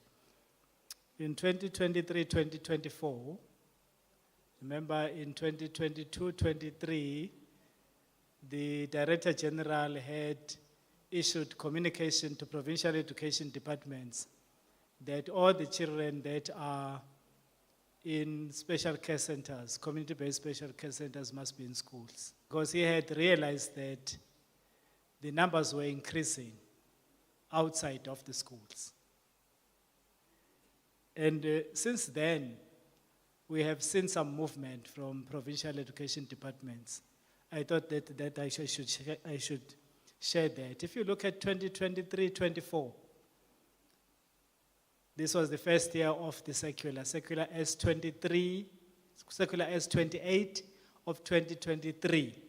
If you don't have that circular, please communicate with Mr. Pata, make sure that you've got it. Circular S28 of 2023. That's when the DG is guiding.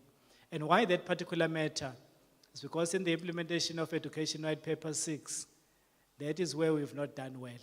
Mobilization and placement of children who are out of school, particularly those who have disabilities. We've not done well there. But look at what we're doing, and then we place in 2023-24, 226. 226. We're so disappointed. And look at what you do the following year. I'm talking about the whole country here. 2024, 2025, we doubled that, 403. And then currently, I think in Q2, we're sitting at 212. I'm sure we are much, much higher than that now. But this is what I want to point out. In the history of this country, it's for the first time that we deliberately place children. And that's why we need everyone. But let me indicate that this required us to work together, everyone. We've set up regular quarterly engagements with representatives from organizations representing persons with disabilities. But we realize from the research and what we see across the country that if we don't change communities, the change that we make in schools will not work. So I've had the first meeting with the religious organizations for the first time. And we underestimated the work that, how much they really needed us.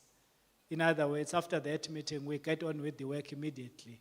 That was our first meeting with the first one. I'm talking about a big church, that's the biggest church in South Africa.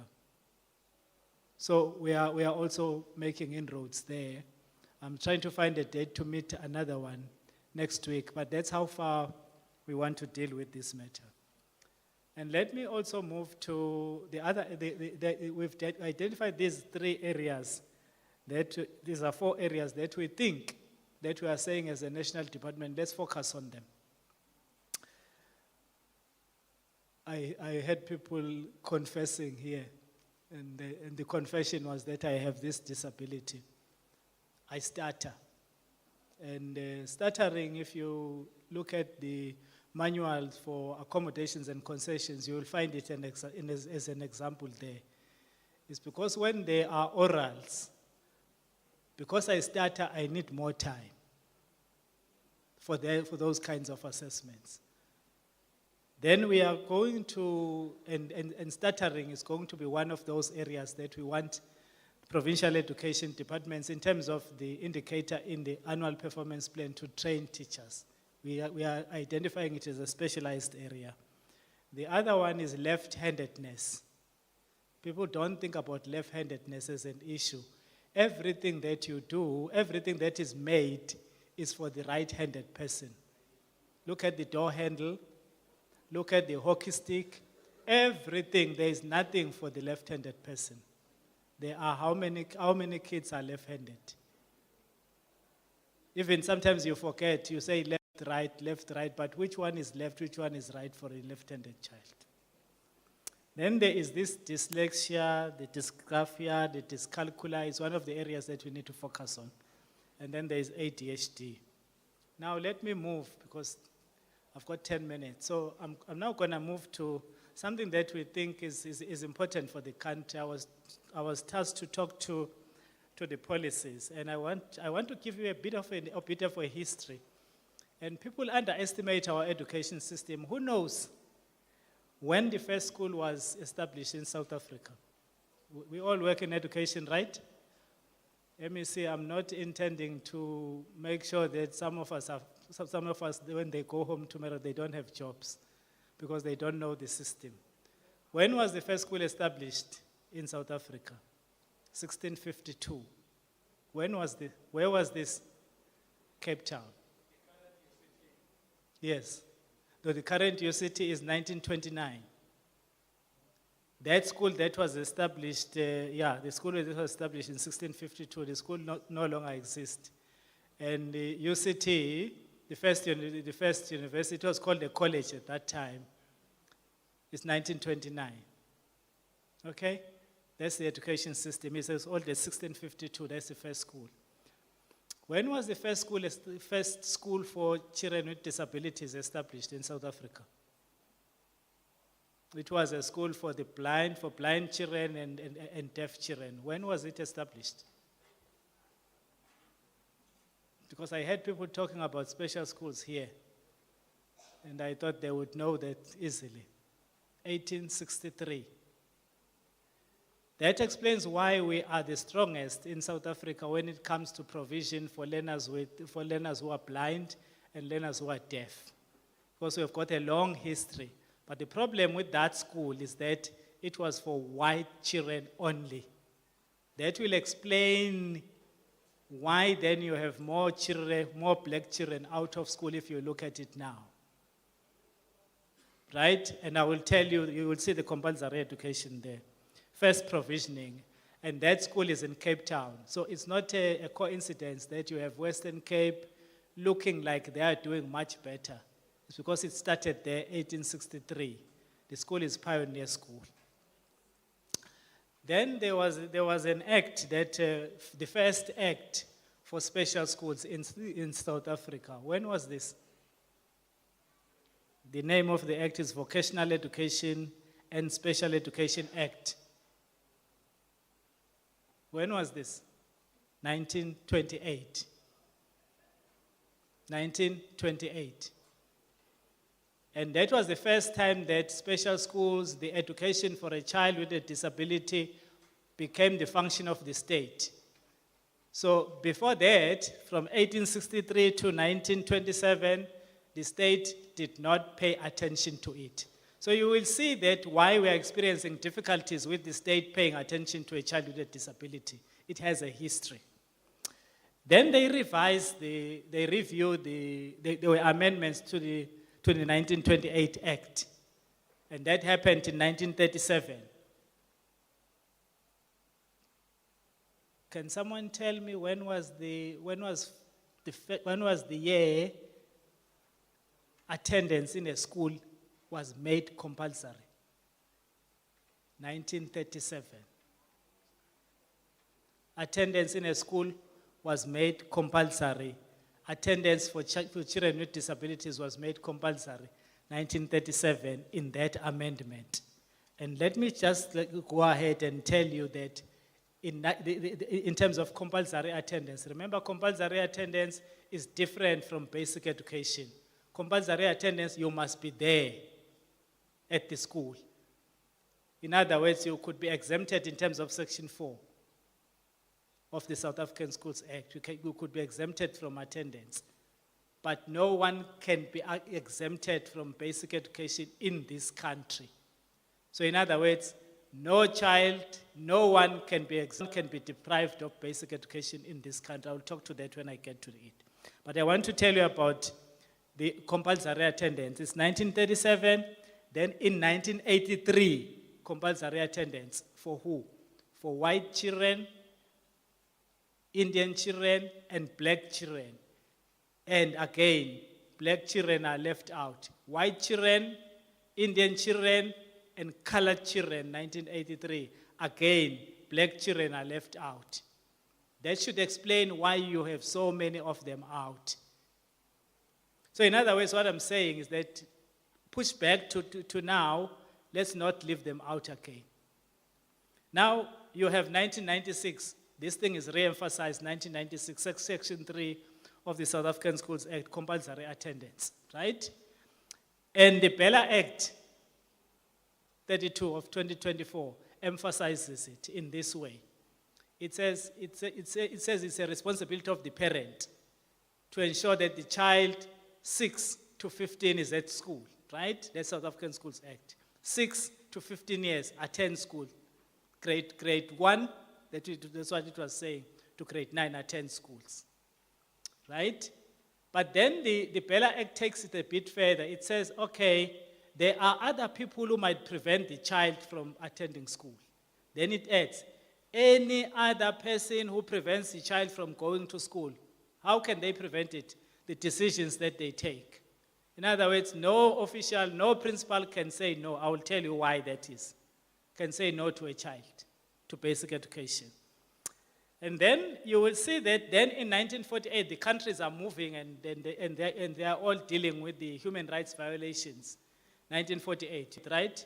Universal Declaration of Human Rights, Article 26. But then as a country, we move the other direction. We adopt apartheid. The same year that other countries are adopting human rights, we adopt something else. And that affects education. Then in 1989, then then the country ratifies, we don't know how, it ratifies the United Nations Convention on the Rights of the Child, Article 23. Remember that before that, the child was not regarded as a human being. If you look at the psychology book, they will be saying it. The child is an it. Then in 1989, they start recognizing the child is actually a human being with the rights. Then fast forward to our country, then what happens in 1996, then we adopt the Constitution, Section 29, 1A. The Section 29 is divided into two. Section 29, 1A and Section 29, 1B. Section 29, 1A, basic education. Section 29, 1B, higher education. But look, as a country then in 2011, then we move. We reframe Section 29, 1A. We reframe Section 29, 1A. How do we do this? There is a constitutional court order from KZN. What does it say? It says Section 29, 1A, it says, unlike other socio-economic rights, the right to a basic education has no internal qualifiers and it is immediately realizable. What does that mean? There are no conditions that could be attached to it. Nobody must wait for it. You can't say there's no money. You can't say I don't have a teacher. You can't say teachers have not been trained. That thing is gone because of that constitutional court order. You will remember that court order is a relative of the court order that happened in the High Court here about undocumented children. You remember that one? It says everyone has a right to a basic education, and then our constitutional court says it is immediately realizable. No one must wait for it. Now, and then you've got the South African Schools Act, which pushes that further, Section 3, and then there's a provision in terms of how exemptions should happen.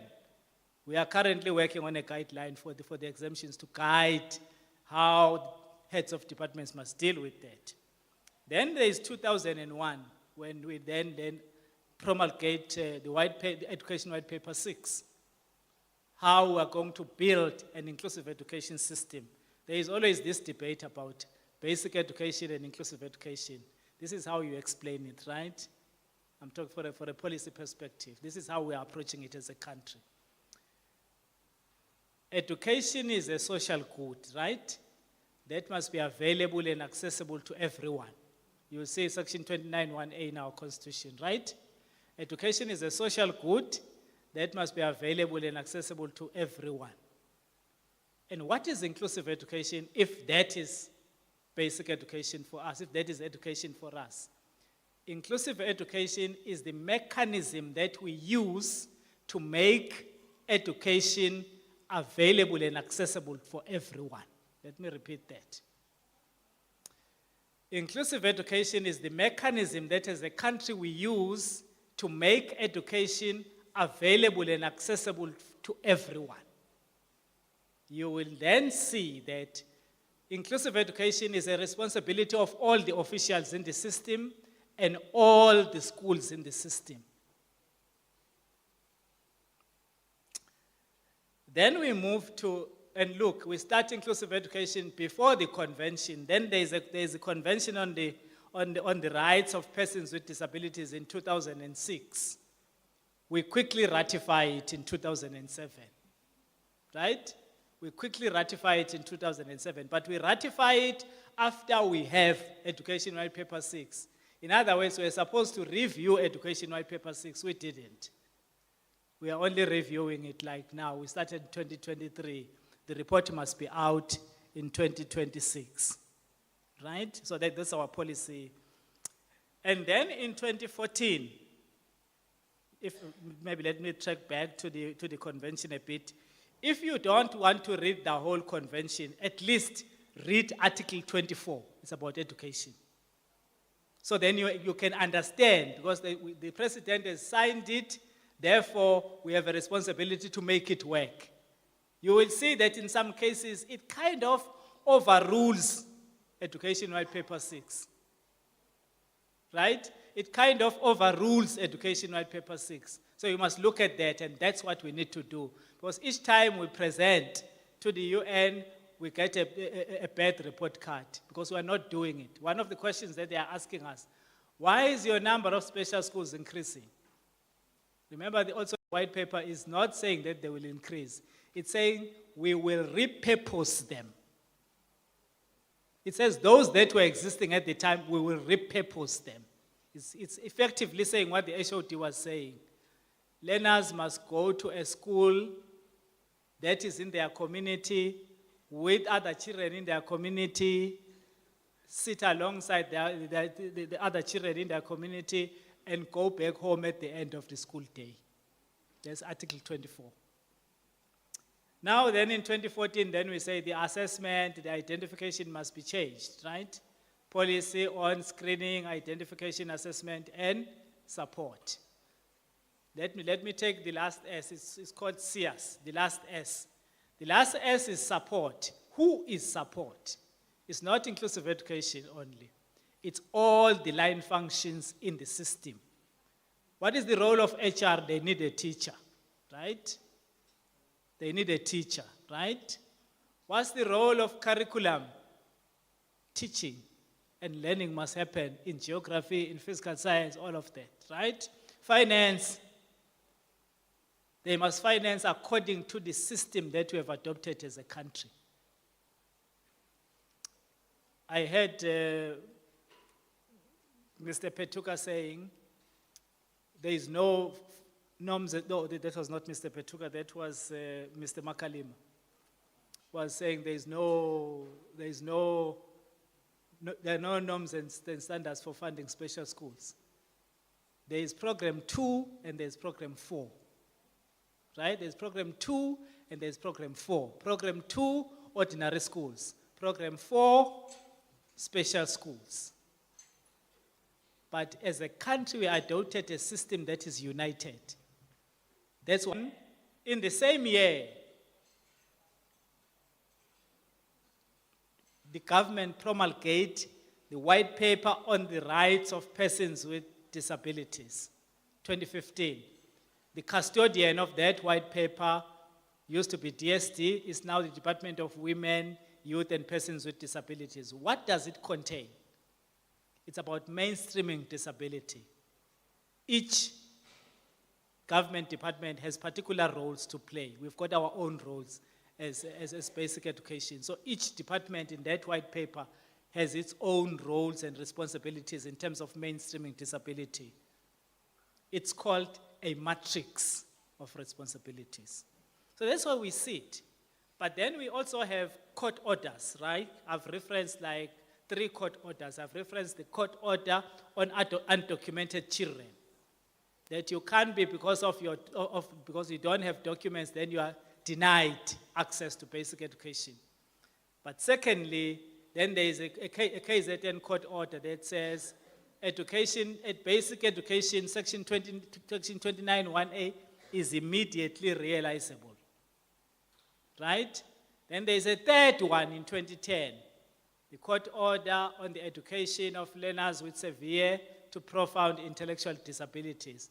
These are the children that we are targeting for placement. And let me tell you a good story. In Circular S 28 of 2023, the DG was saying these are categories of the learners that must be placed because there are already schools for them. Those with mild to moderate intellectual disability, those with severe intellectual disability, and because we're beginning to find those that have no intellectual disability in community-based schools. So that's what the circular is saying.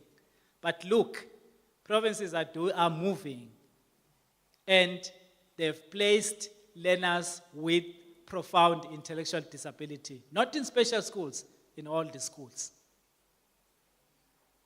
They've placed more than 100 as we speak, of their own.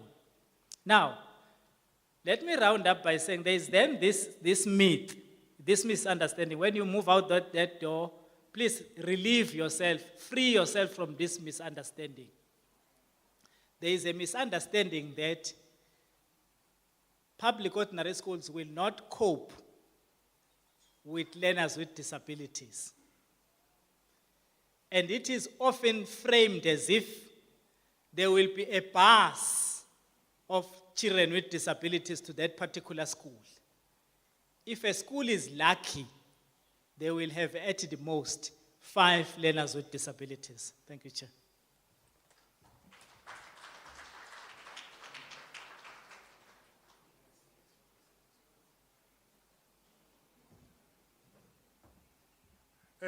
Thank you so much, Mr. Ngobo. Can we again give him a big round of applause? That is very useful information, once again, that is going to help us in our commissions, so that we have this background, we have this important context. Thank you so much, Mr. Ngobo. Now, Utige, you also have a disability because you are stuttering. And as you raised that, I was wondering, ukhe kubekho abantu abafuna ucinga uba le nto yale complexion ingakhe ikrokreleke uba ingayidisability. Ndiyafuna kuyicacisa. No, it's not. It's not. It's just complexion. Ladies and gentlemen, we shall now, in the next few minutes, take our institutions of higher learning, starting with, of course, with University of Fort Hare. It does seem, according to the program, that institution nganye inesabelo sento emayithethe ngayo. So, Prof. Ndambi, are you in the house? Thank you so much. Can you encourage Prof as she's coming up? Thank you so much, Prof. To be followed by Nelson Mandela University, and then Walter Sisulu will come as the third one. Thank you so much, Prof. Thank you so much, Program Director. I don't know if I'm able to move my slides with this. Okay, yes. Thank you so much, Program Directors.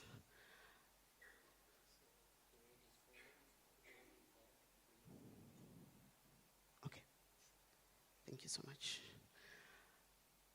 Greetings. I would like firstly to say my greetings to the Honorable MEC, Mr. Fundile Gade, the HOD, Ms. Sharon Masdorp, the Inclusive Education Directorate, especially Mr. Rodney Sikhobela, of whom we have been working with for some time, distinguished guests, colleagues from sister universities, officials from the department, and all stakeholders.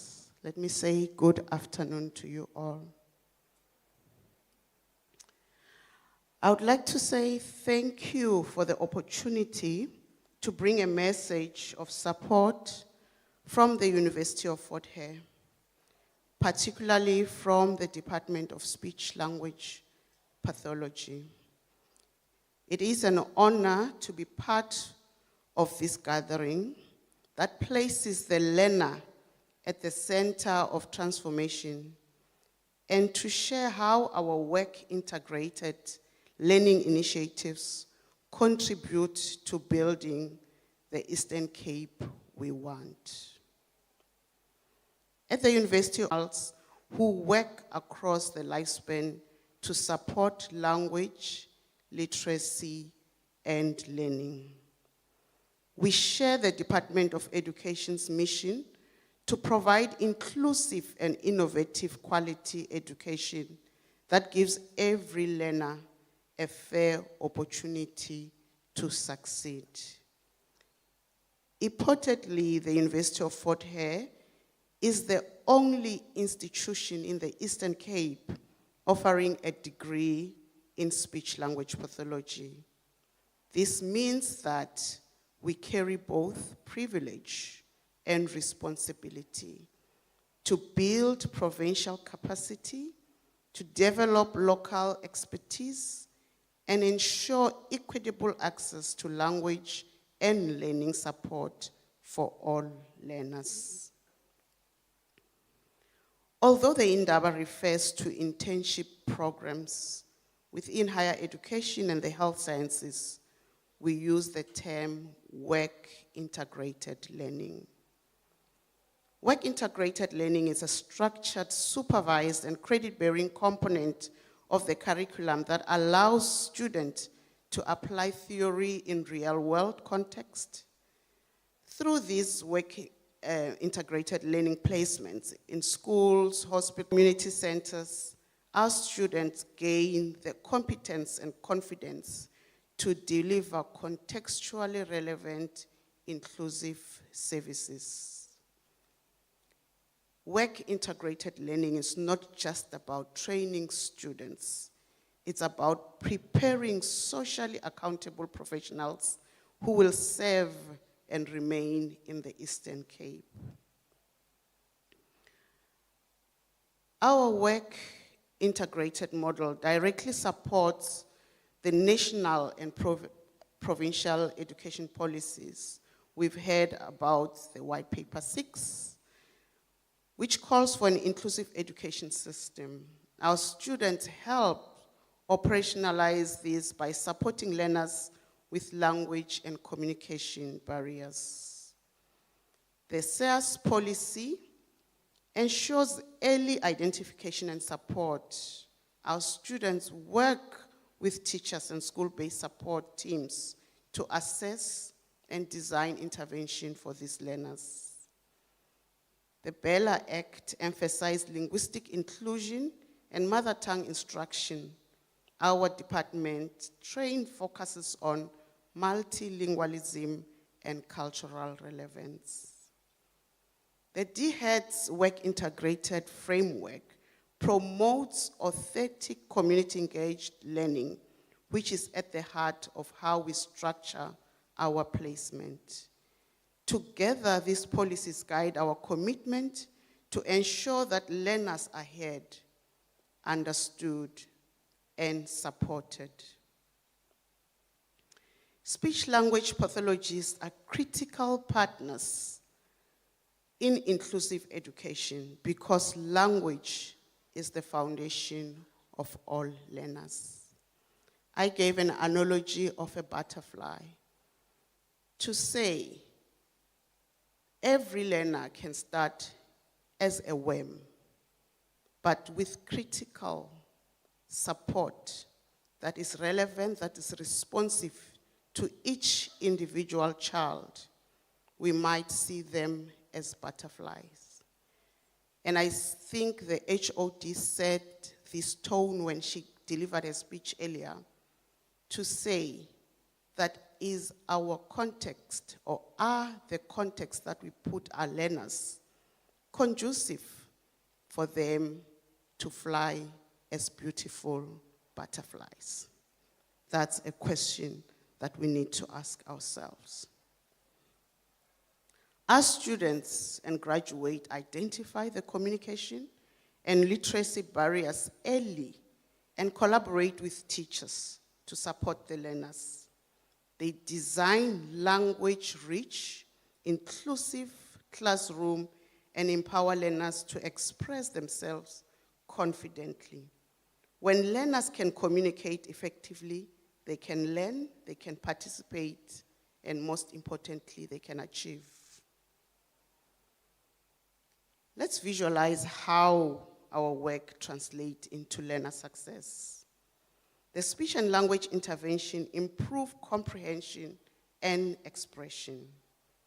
We work with literacy in terms of phonological awareness, vocabulary training that strengthens reading fluency, and of course, literacy. The teacher collaboration enhances classroom engagement and participation. And our multilingual support ensures equitable access to the curriculum. The outcome is improved academic achievement, greater confidence from our learners, and meaningful participation in learning. Our services don't just change communication, they transform educational trajectories. Indeed, as the province, you are trendsetters. We have service level agreement with the department. Our students complete work integrated learning in your schools. We have students placed in Port Elizabeth, we have Cape Recife, we have Goodwood, we have Sunshine. Our students are placed here in Emonti. We have your Arcadia, Parkview, College Street, just to mention the few. They are supported by the SLPs, or speech language pathologists, that you have employed in those schools. We are also proud to say that the province offers our students opportunity to serve in both rural and urban multilingual context, learning how to adapt to diverse learner needs. Through this experience, they develop clinical reasoning, cultural competence, and collaborative skills that prepare them for real-world service delivery. And as the only training institution in the Eastern Cape, these placements play a direct role in strengthening the province's inclusive education capacity. Our graduates go on to become inclusive education specialists, working within the school systems, communication and literacy consultants. I've heard that there's a lot of talks about the Indaba today, the commissions that will be going on tomorrow. We need to be in those spaces to contribute. Of course, I'm sure you've heard we're having a research week upstairs. That's where also we provide evidence-based solutions to all the challenges. Many of our students or graduates remain in the Eastern Cape because they come from here. And this ensures that the investment in their training continues to benefit local communities and schools. In this way, the work integrated learning serves as both career pathway, but also a provincial development strategy. The University of Fort Hare reaffirms its partnership with the department to strengthen work integrated learning, school collaboration, to align training priorities with inclusive education implementation, and advocate for linguistically and culturally responsive learning environment. We see this not as an academic exercise, but as co-ownership of transformation, where higher education and basic education jointly shape the future. As we build the Eastern Cape we want, let us remember, inclusion begins with communication, giving every learner a voice, and every teacher the tools to hear that voice. Through work integrated learning, we are building not only pathways from classrooms to careers, but pathways from potential to performance, and pathways from policy to practice. On behalf of the University of Fort Hare, I reaffirm our unwavering commitment to the department's inclusive education agenda. We firmly believe that together, we are not only training professionals, we are transforming the future of learning in our province. Thank you.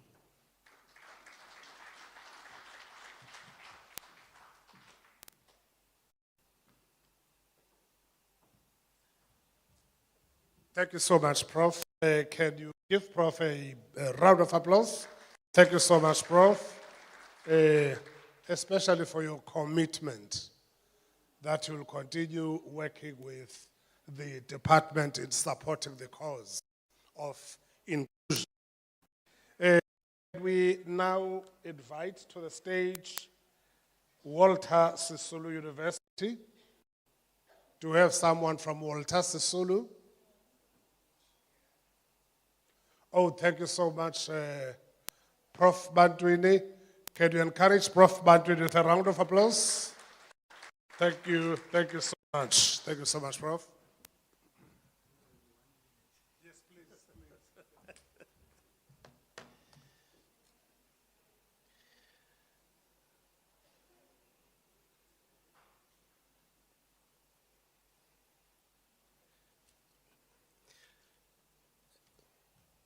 Thank you very much, Program Director, for this opportunity.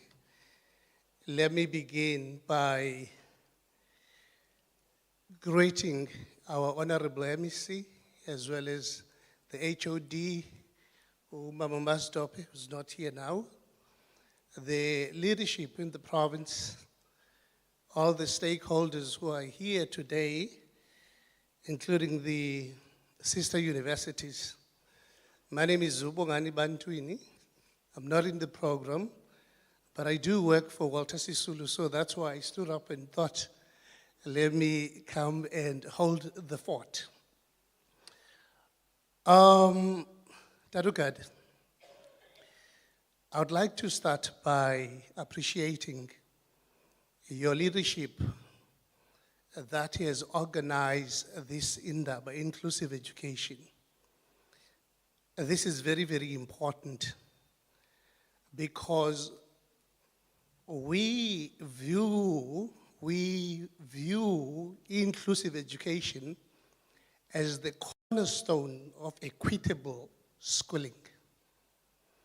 And equitable schooling, it ensures that all the learners, all the students, regardless of where they come from, regardless of their different abilities or diverse abilities, they participate meaningfully in education. Somebody said here, I don't know whether it was Utatu Petuga who said, it is actually inclusive education, it's a constitutional imperative.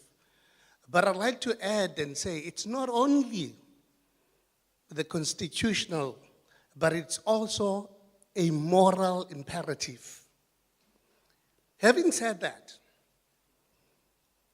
despite the fact that it is actually a constitutional and moral imperative, it still faces systemic, social, as well as political challenges.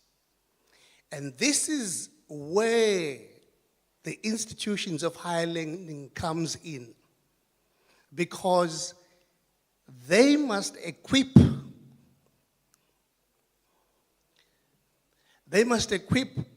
the future teachers with knowledge, with skills and competencies to be able to create inclusive classrooms. Inclusive education, here's how we understand it, some of us. It is a philosophy, it's an approach to teaching and learning that ensures that all the learners, they have equal opportunities to participate, to learn, and to succeed together in a supportive and welcoming environment. It's not about, okay, Tuba, where is this one coming from and where is this one going?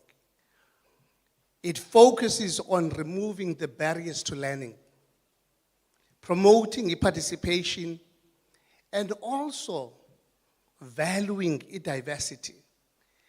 We still live in a society where you find that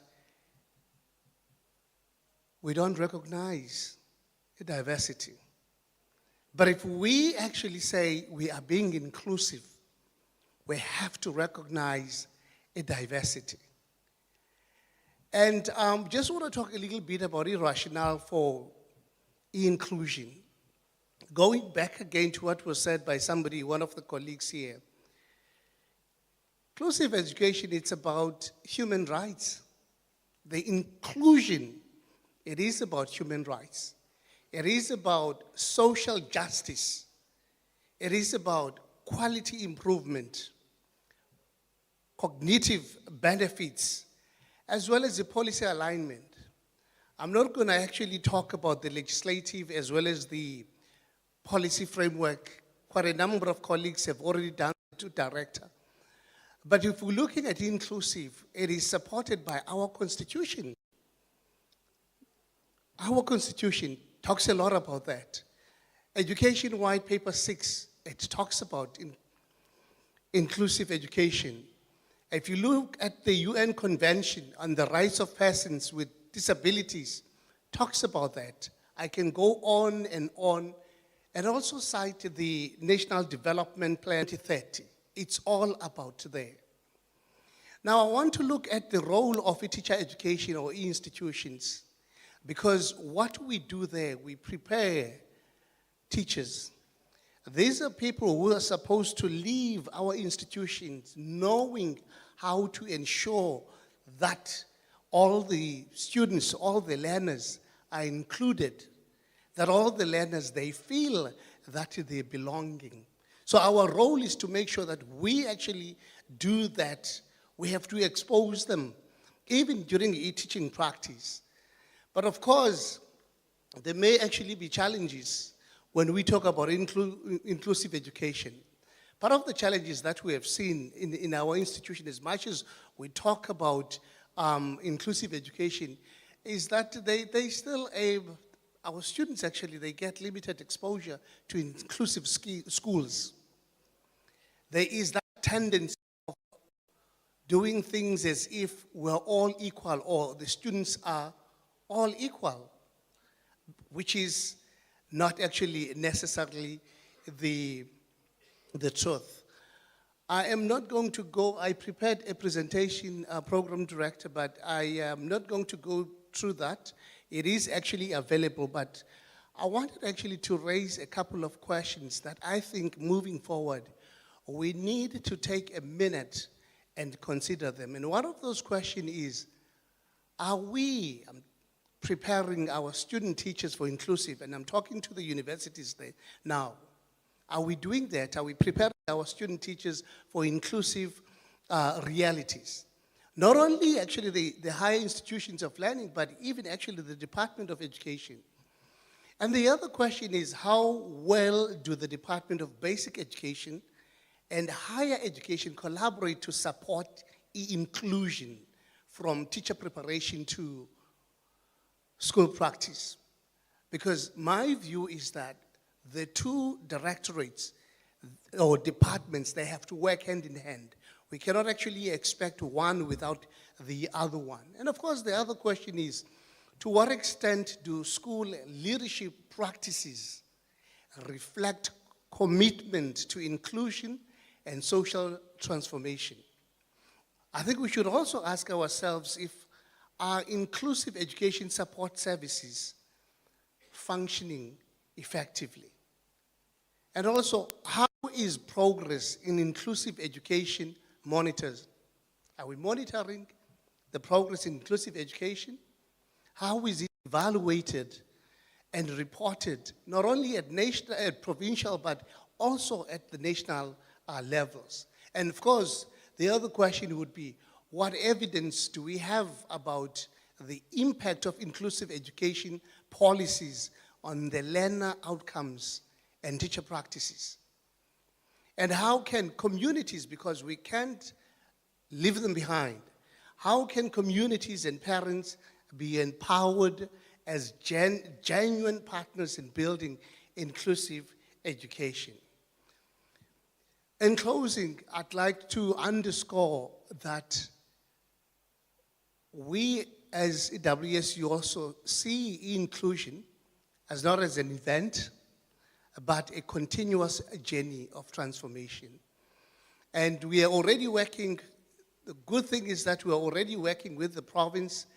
When it comes to inclusive education, we have a postgraduate diploma in inclusive education, and we have a cohort that we're given by the province that are doing that qualification. We also have a B.Ed honors in inclusive education, and we have actually the intake that started this year in June. We have about 93 in-service teachers who are doing that. But previously, we had almost 200 who did that B.Ed honors in inclusive education. So we also would like to say we are here to affirm our support, and we wanted to say to the province, we are at your service. Thank you very much.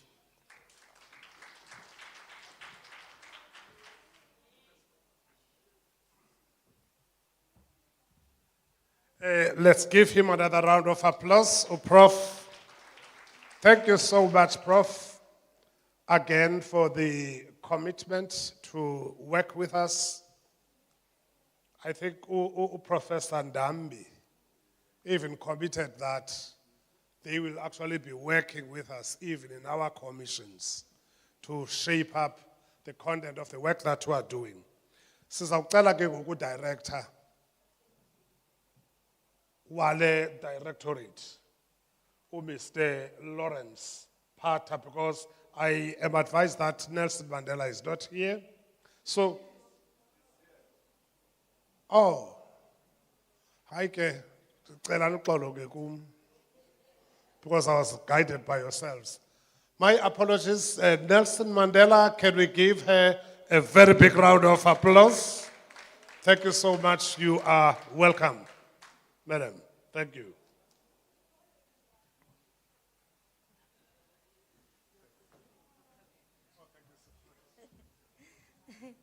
Good afternoon. Thank you, Program Director. And I would like to give my due respect to the MEC and the HOD in her absentia, and all the esteemed delegates who are here, as well as the stakeholders who are present and absent who contribute to the priorities of the Eastern Cape. I'm Sina Musito. I'm not a dean, but I come from the Faculty of Education. And one of my core responsibilities is inclusive education in teacher education. So I'm not necessarily speaking on behalf of the whole university, but I speak from my position as somebody who's in the business of teacher education. Our university, as we always say wherever we go, is that we are in the service to society, and we take that very seriously, especially because we are named after a very great man on whose footprints we walk, and we really want to emulate all his values in everything that we do. From the Faculty of Education, we contribute to the continuing professional development of teachers here in the province. We are also involved in initial teacher education, and one of our core mandates within the faculty, taking what the policies in teacher education command us, we want to ensure that every new teacher who has walked in our corridors and has participated in the various programs that we offer from B.Ed up to PGCE, graduates with knowledge, skills, and attitudes for inclusion. And that some of you are aware that we even participate in various programs, nationally and within the province as well, towards ensuring that we do graduate teachers with an inclusive consciousness. So we are here to really give our support to the Department of Education, Eastern Cape Department of Education, in all its efforts and initiatives as far as ensuring that all learners, and in a true sense, matter and are recognized as such, and we understand the role of teacher education in ensuring that the rights of all the learners are realized. So we are here to commit our support to the department in all your priorities. We are available whenever you need us to participate in initiatives of this nature, and whatever else you might want us to help you with or to collaborate with you. It doesn't mean we are going to help per se, because we are equal partners in this business. I know that recently at the university, last year around this time, we had somebody from the department speaking at our launch of the autism niche area. This is something that we are still committed to. We know that we made a lot of promises at that event, which we haven't yet realized, but we're working hard behind the scenes to make sure that autism education becomes one of the flagship programs within the faculty. So I would like to conclude by, as well, just as colleagues from WUSU, Walter Sisulu University, and University of Fort Hare have committed to always being available to the Eastern Cape Education Department to contribute, to work with you on all your initiatives, that equally as Nelson Mandela University, through the Faculty of Education, through the other units that are also working in the business of inclusive education, that we are available to work with you and collaborate with you in all those initiatives. And we thank you for inviting us here. Thank you.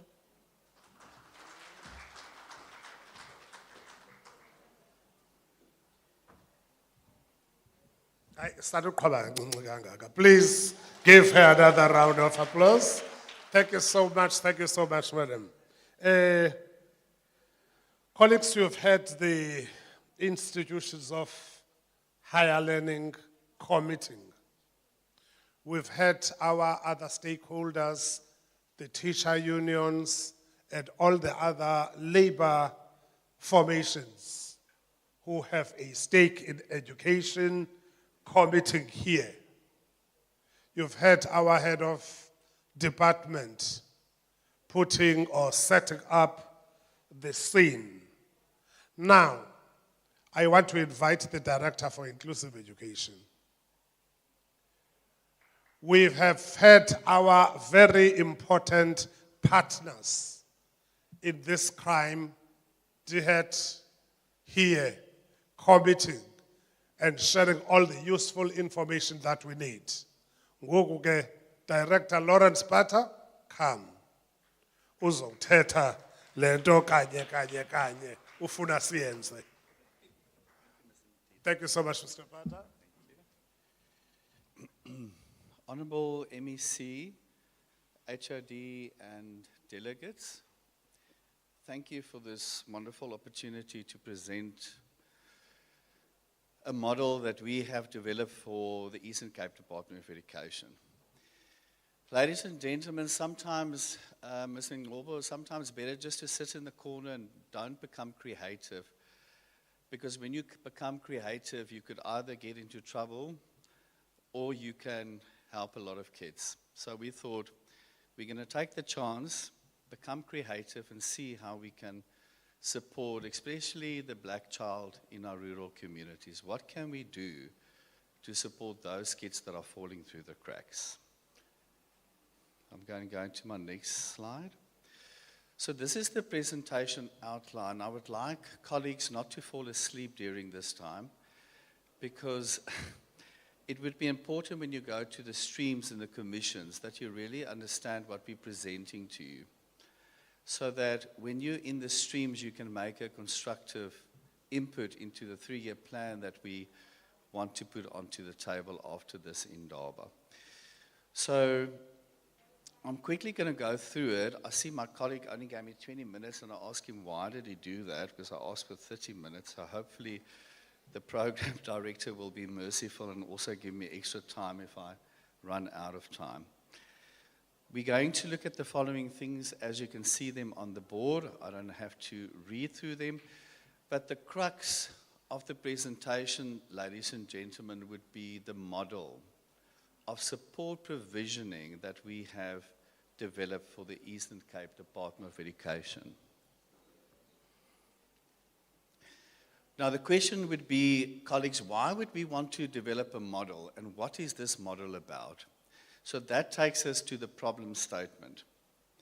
These are well-known facts, ladies and gentlemen.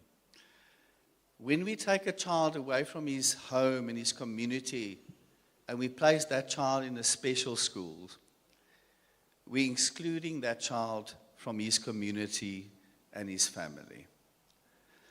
That is a colonized approach that has been coming a long time with us, where we believe that we have to take our children away from their communities, put them in special schools, and provide them with support.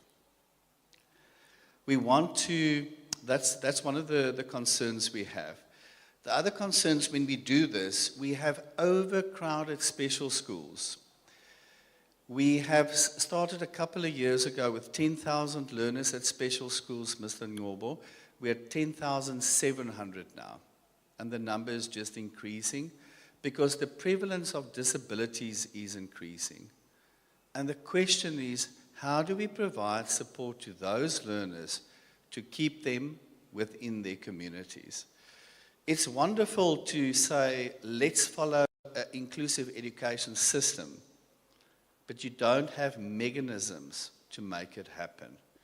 We want to make sure that when we do implement an inclusive education system, we do it in such a way that we are structured and we're responsible, and that we make sure that the child that finds himself with a disability in a mainstream class feels that he belongs there. We all know the budget for Program 4. Mr. Ngobo spoke about the budget of Program 2 and 4. It is an immense amount of money that we are spending to accommodate 10,700 learners within our special schools.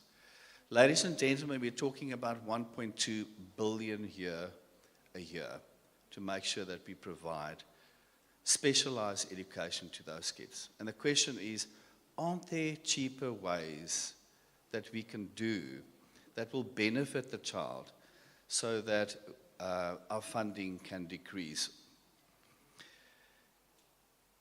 We know how expensive it is to build special schools. It's a time-consuming process. It takes 5 years, and it takes a long time to build a new special school. Our residential care facilities, ladies and gentlemen, there's always a slight risk when those vulnerable kids go to residential care facilities away from their families, that they are placed at risk. There's nobody that can look after your child than the way that you can do it. So when we take learners out of their communities, we send them to special schools, residential care facility, it increases the factor of vulnerability.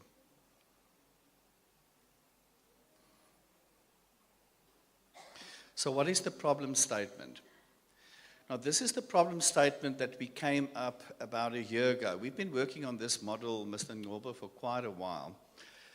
And the problem statement, we thought, what is the problem statement? Well, the first one is, how do we meaningfully provide support to learners in rural communities, especially our black kids? How do we ensure that we create support systems within communities and allowing children to remain within their families and peers and not marginalize them from those mainstream schools? Then the third column, or the third paragraph, how do we conceptualize this into a working model that gives us direction on how to provide the support to those kids? We don't want to follow, Mr. Ngobo, that Esipeleni, is that correct? People with vulnerabilities and disabilities were just placed because the philosophy said so. And at the end of the day, we did more harm than good. So what we're saying from the Eastern Cape Department of Education, ladies and gentlemen, we want to follow a structured approach. Make sure that everything is in place for those kids when they do find their way into a mainstream school. And then one of the last things I would think is important, ladies and gentlemen, and Mr. Ngobo spoke about that, is the funding. Everything needs money, unfortunately. But you'll be surprised, MEC, that with this approach, it's actually far less cheaper than the approach that we have currently, and we'll talk about that. So the legislative framework, I'm not going to go into that much because our director from the National Department has spoken about that. So I'm going to skip over that. just to save some time. And then I'm going to talk about Circular S28.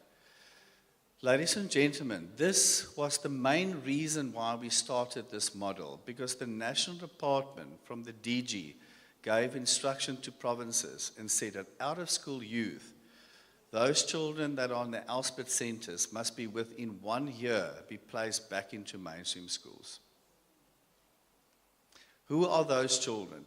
Those are learners with severe, profound intellectual disabilities. That could be a child that's lying on the floor, that needs continuous 24-hour supervision. It could be a child with severe autistic behavior, that's sensory issue, that gets overwhelmed with noise in the class. Anything could trigger that child. So the direction from the National Department, they gave us an extension until the 31st of March of 2026, I believe, Mr. Norbo. And the interesting thing, if you read this policy, and I think it was done purposefully so, it does not say place the learners, am I correct, at full service schools and special schools. It doesn't say that. It says place those learners in schools, which is enforcing the principle of inclusive education, and I think that is a brilliant move. Then that gave us the idea, how do we prepare to move forward to make this happen? We only not just developed a model to the National Department for the out-of-school youth, but we also developed the model for the kids that are in the school with disabilities to keep them there and make sure that we look after all the children with disabilities, so we expanded our approach. Now, the prevalence of disabilities, my information that I have is slightly different from what was presented by the National Department. But if you look at 1.7% of the population with intellectual disabilities and you go work it out, it means it's 35.6 learners out of 1,000. And we can go verify those numbers. So if you have 1,000 children in a school, it means 35 of those kids could have an intellectual disability. It is not all, what is that saying? Not all roses, and there is a saying like that. It is a bit more complex than what we say. We experience, if you talk to our therapists and our specialists, they will tell you, MEC, that it's not just 1 or 2 kids in a school. It's quite a lot of children that need support. And I'm only talking about intellectual disability. I'm not even talking about all the other types of disability. The prevalence of the MEC this morning in the briefing room spoke about what is the etiology of all of these disabilities? Why are they increasing? Dr. Fourie Cora van Vieren has indicated that 1 out of 125 learners are presented with ASD. And don't think you can just look at a child like this and say, this child has ASD. It doesn't work like that. They have behavioral problems because of the overstimulation, about one factor that you're not aware of. Their diagnoses are complex and their interventions are complex. So we have 1 out of 125, and we wonder, where is it coming from? What is the reason why our children, that we have so many kids that we just can't keep up to provide places for those kids at special schools?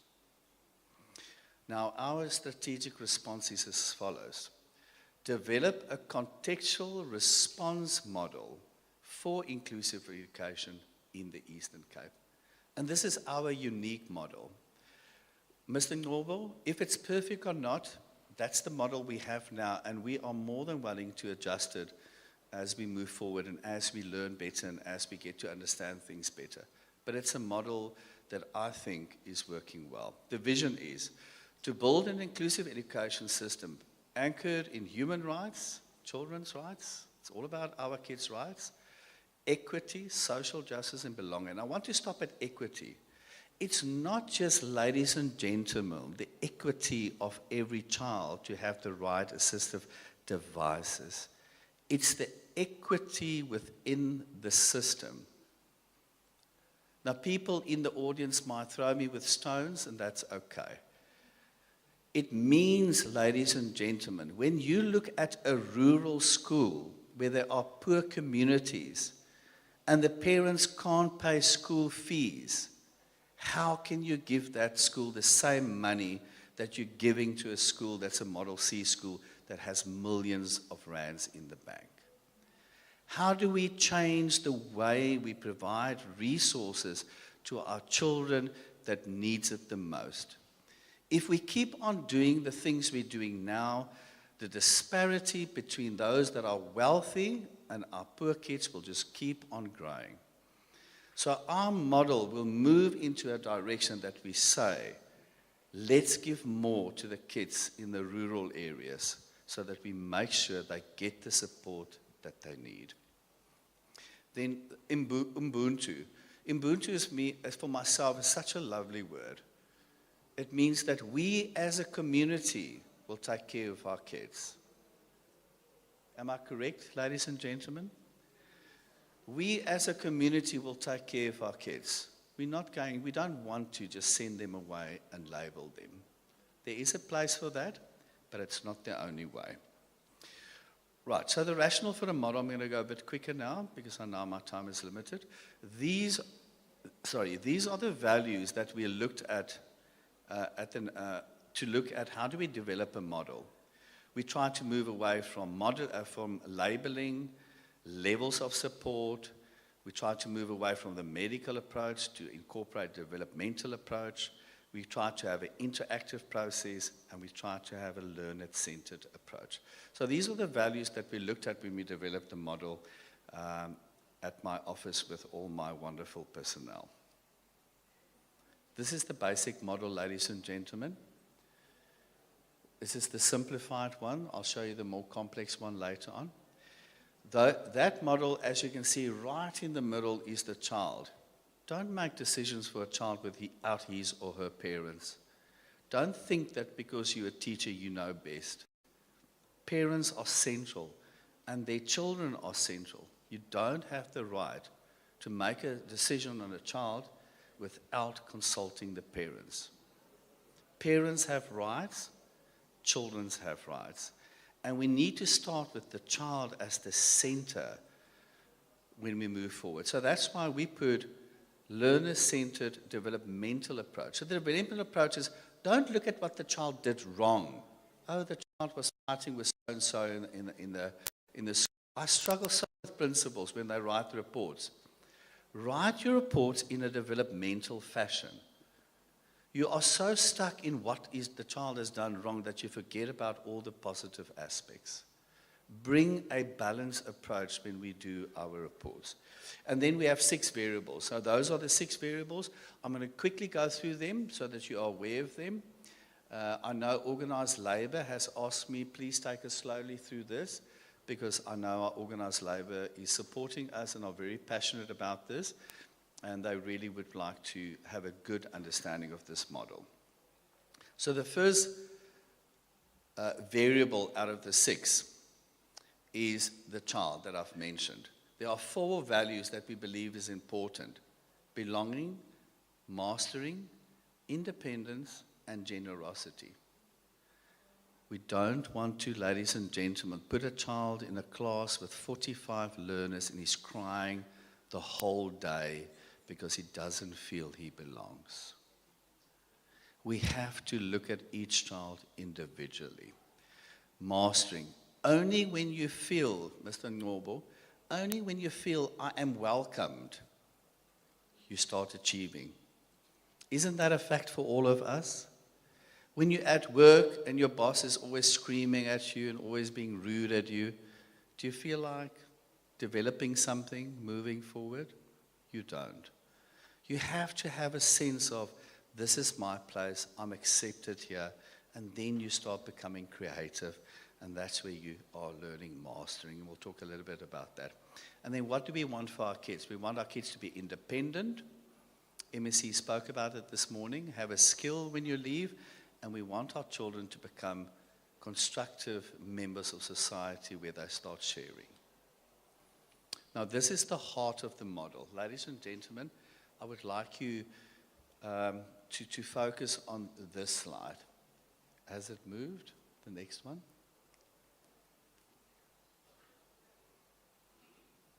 Where's the team that's moving the slide? Okay.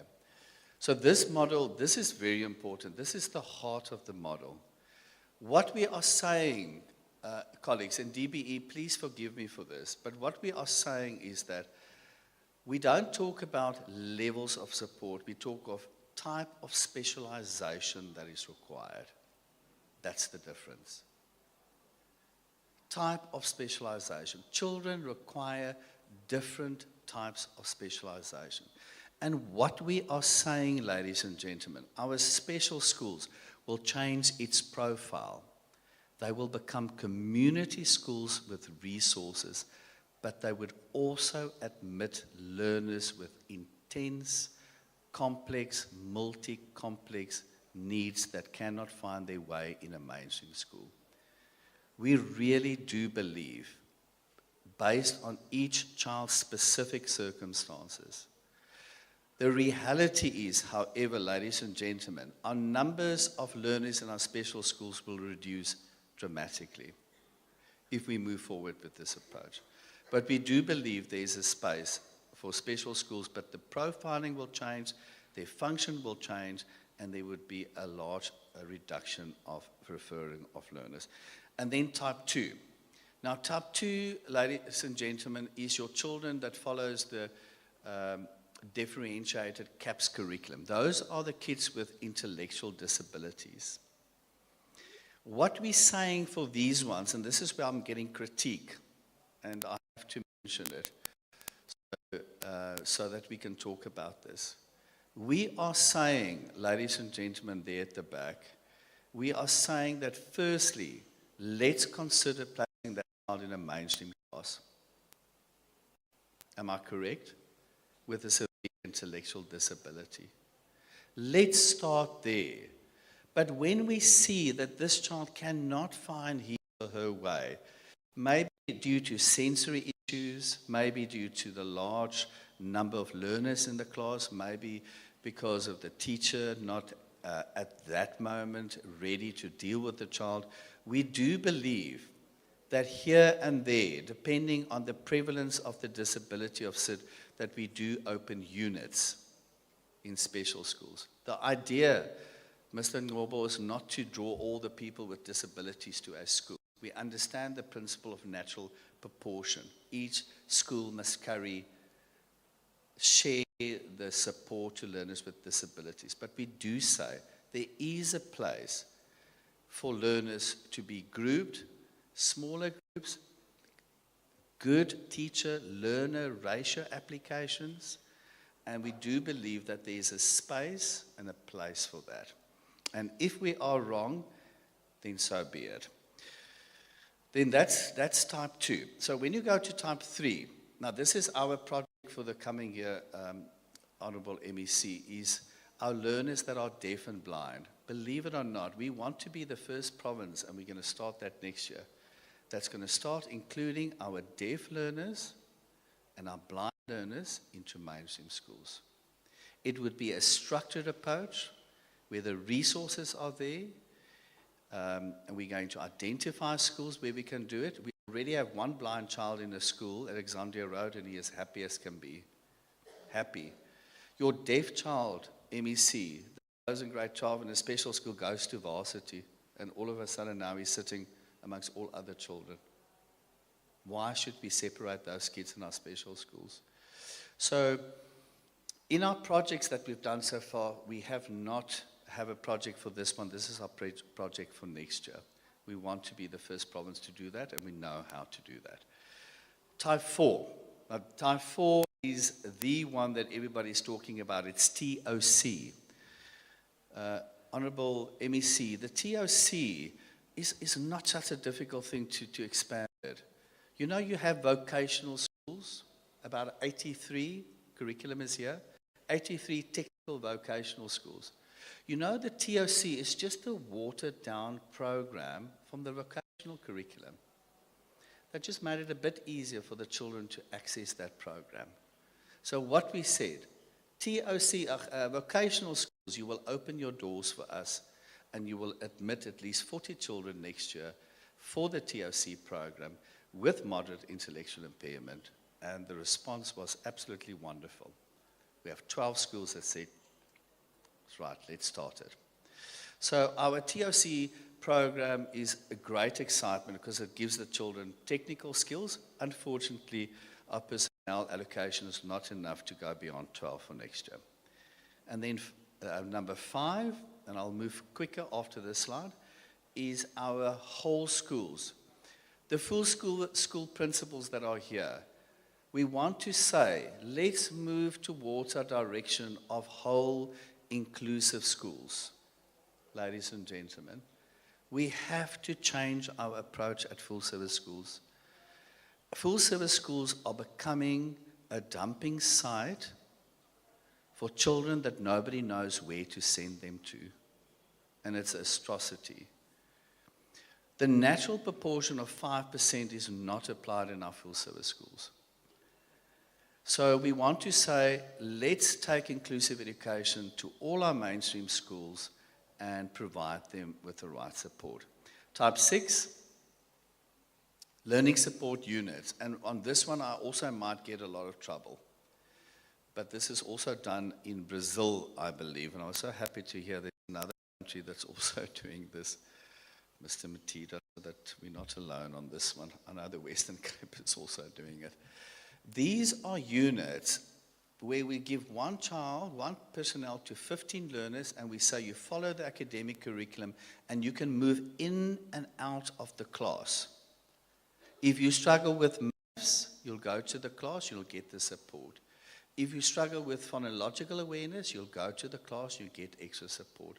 These are temporary classes for learners to move in and move out within these units. And then lastly is type 7. It's examination and concessions. I just want to say one thing about examinations and concessions. Dr. van Vieren, that's sitting there at the back and are all quiet, she has helped us to write a manual where teachers can now assess learners for reading and writing. We don't have enough psychologists. We have thousands of children. I had one district 2 years ago that did not one concession application because they did not have a psychologist. I said, that cannot happen. We cannot wait for the dependency of specialists to provide the support to our kids. That's unacceptable. So what we did, we said, give the power to the teacher. He or she can do basic reading and writing assessment. That's all we need. The psychologist will sign it off and that child will qualify for a concession when it comes to reading and writing. So our numbers of concessions will increase dramatically. So that basically, ladies and gentlemen, is the heart of this model. Then, now the program. So please take note of the following. On the DCAPS model, the SIT units, ladies and gentlemen, we are opening 80 units, 15 children in a unit next year. I've got all the personnel, I've got all the LTSM. We are opening 14, I think, TOC units, am I correct? TOC units in mainstream schools, and we are opening 24 learning support units next year. I think that needs a hand of applause.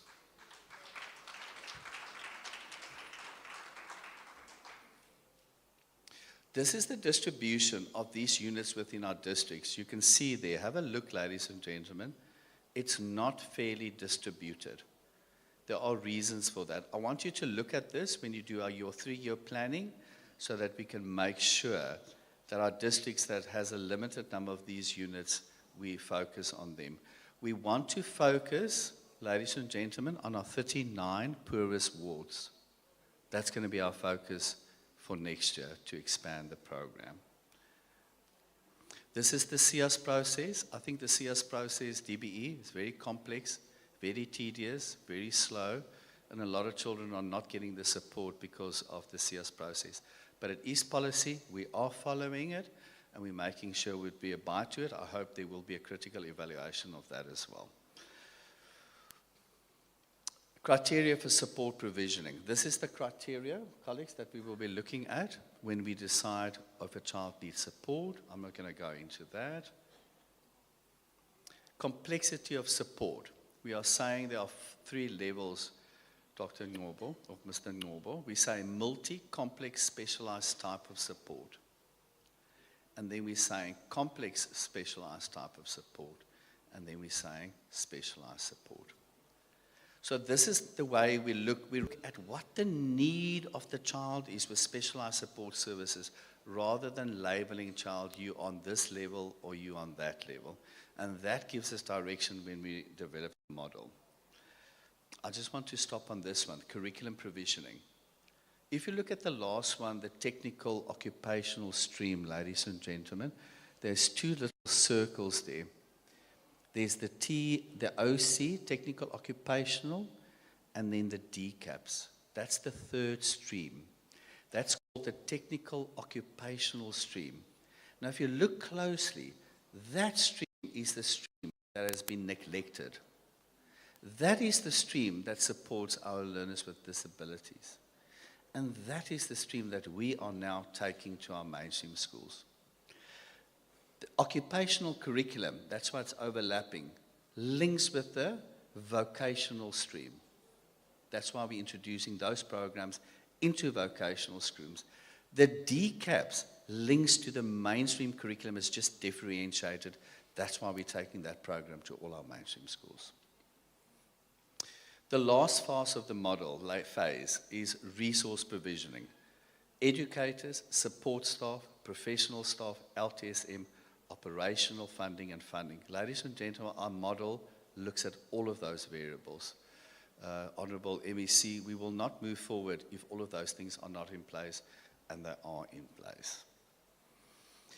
So educators, this is the ratio that we're saying. We're saying the ratio, disability ratio, will follow the child. For a child with severe intellectual disability, we'll give that child a ratio of 3.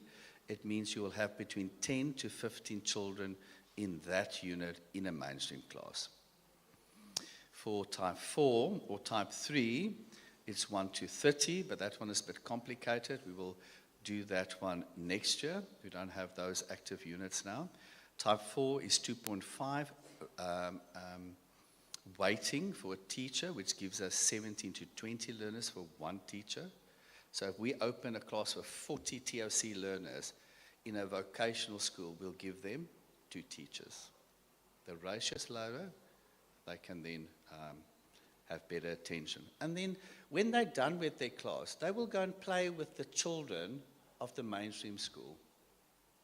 Are you with me, ladies and gentlemen? We want inclusive education to be implemented.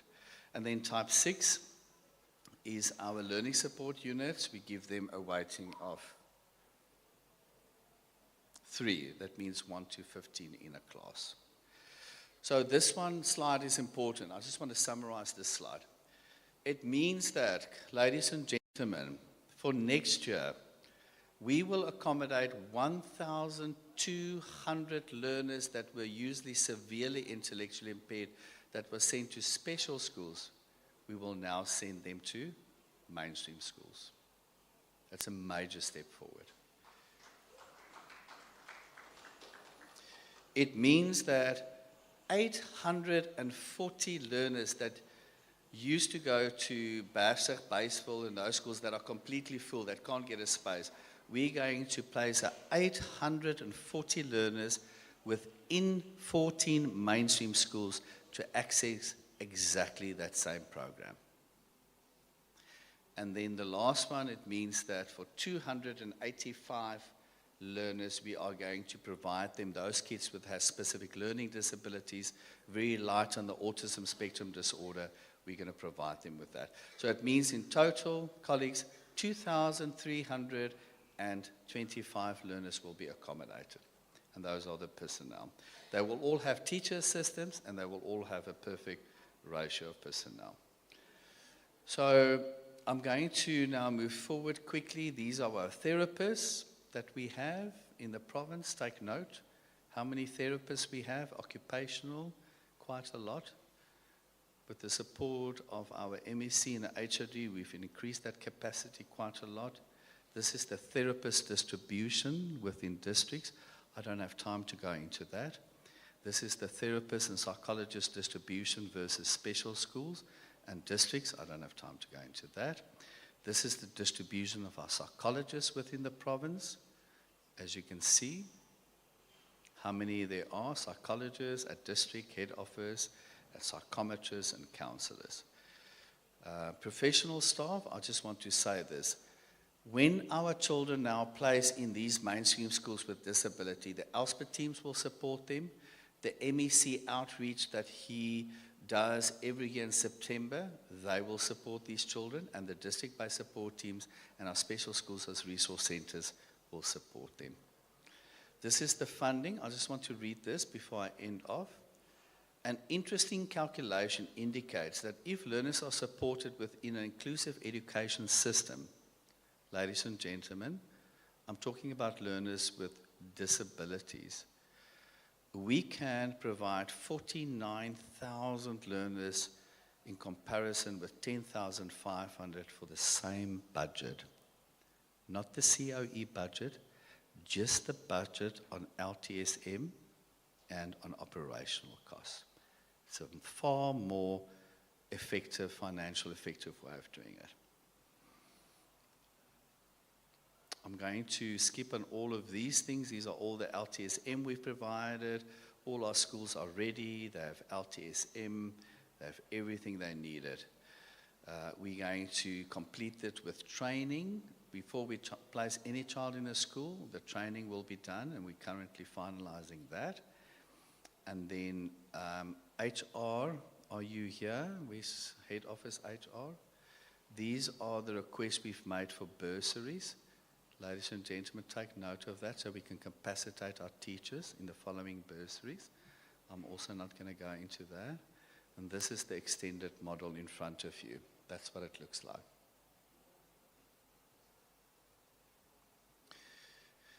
Then the last two things before I end off. Data management system. We cannot continue in the Department of Education if you don't have a proper data management system. We have to be able to know where are the kids, what is their disability type. We are just touching in the dark, and we always sometimes guess. We have now developed tools that will give us that information. I'm not going to go into that. And then I want to end off to say, ladies and gentlemen, we have a task team where we bring all the stakeholders together, from the disability sector to unions, to universities, to everybody you can think of. We've had our first meeting. This structure will monitor the implementation of this program. The way forward. I'm just going to mention a couple. We want to expand the deaf and blind program within our schools. We want to take this program to our 39 wards, poor wards. We want to centralize some of the LTS and budgets so we have better control. We want to look at the city schools to introduce the TOC and many more things. And I want to end off the following to say equity, promote the value of equity. And that's the last slide. We have to make sure that equity happens within the system, not just what we give to the child. For me personally, Honorable MEC, for me personally is to make sure that that child in the rural area gets the support that he or she deserves. Thank you very much.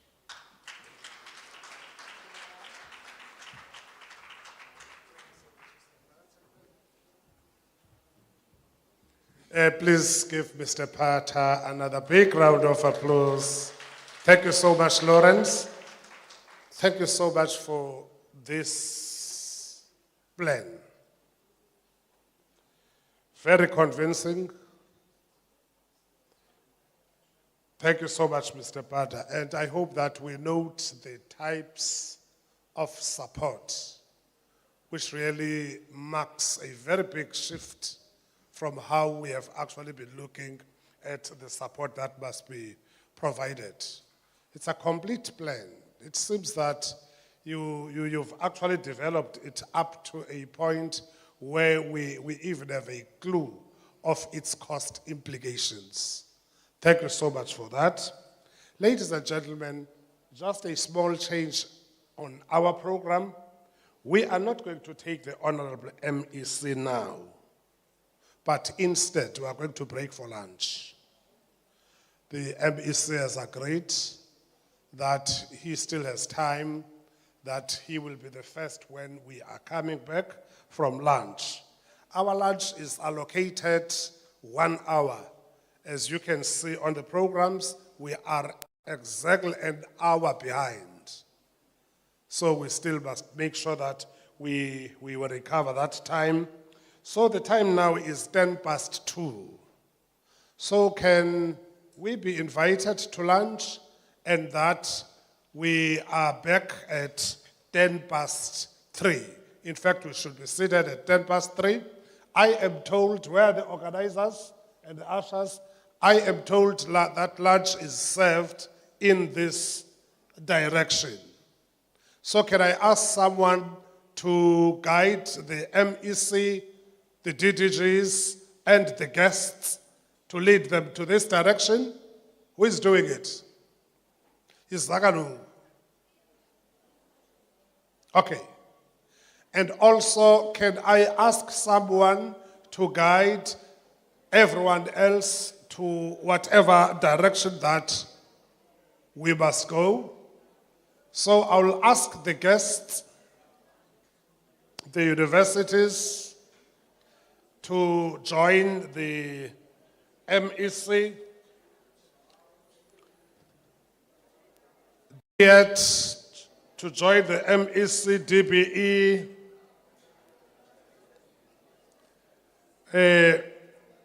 SANASE,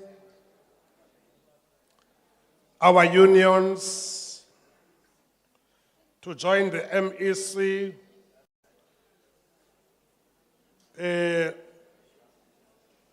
our guest speaker, the judiciary. Yes.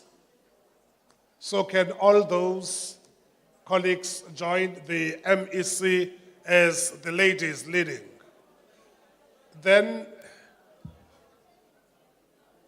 yes. Mna ndizawuzabela apha ku-MEC. So I'll be following.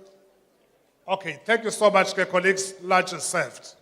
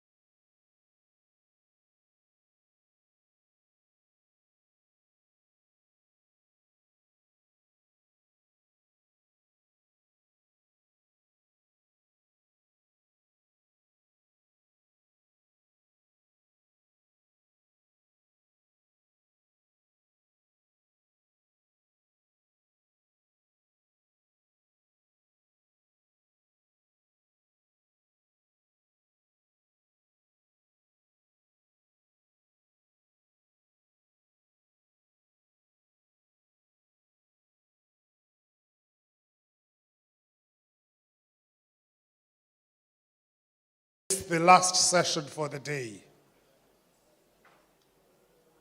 I promise you, we have only 3 speakers during this session, and we still want to make sure that we are not too far from the time that is actually stipulated here in the program from finishing. So as I say that, colleagues, I'm just waiting for you to settle down before I can invite the MEC. So can you please, Langamandla, sihlale phansi.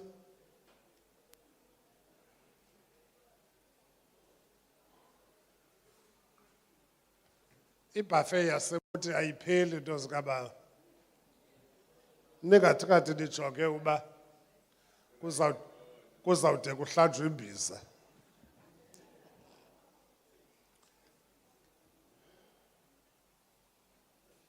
Masithathe eli thuba as I welcome you back to this session.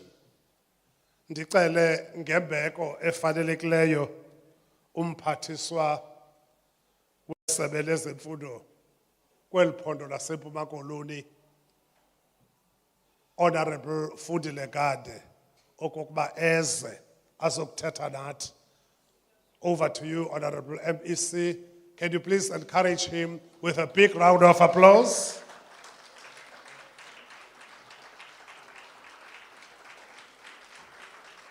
Thank you so much.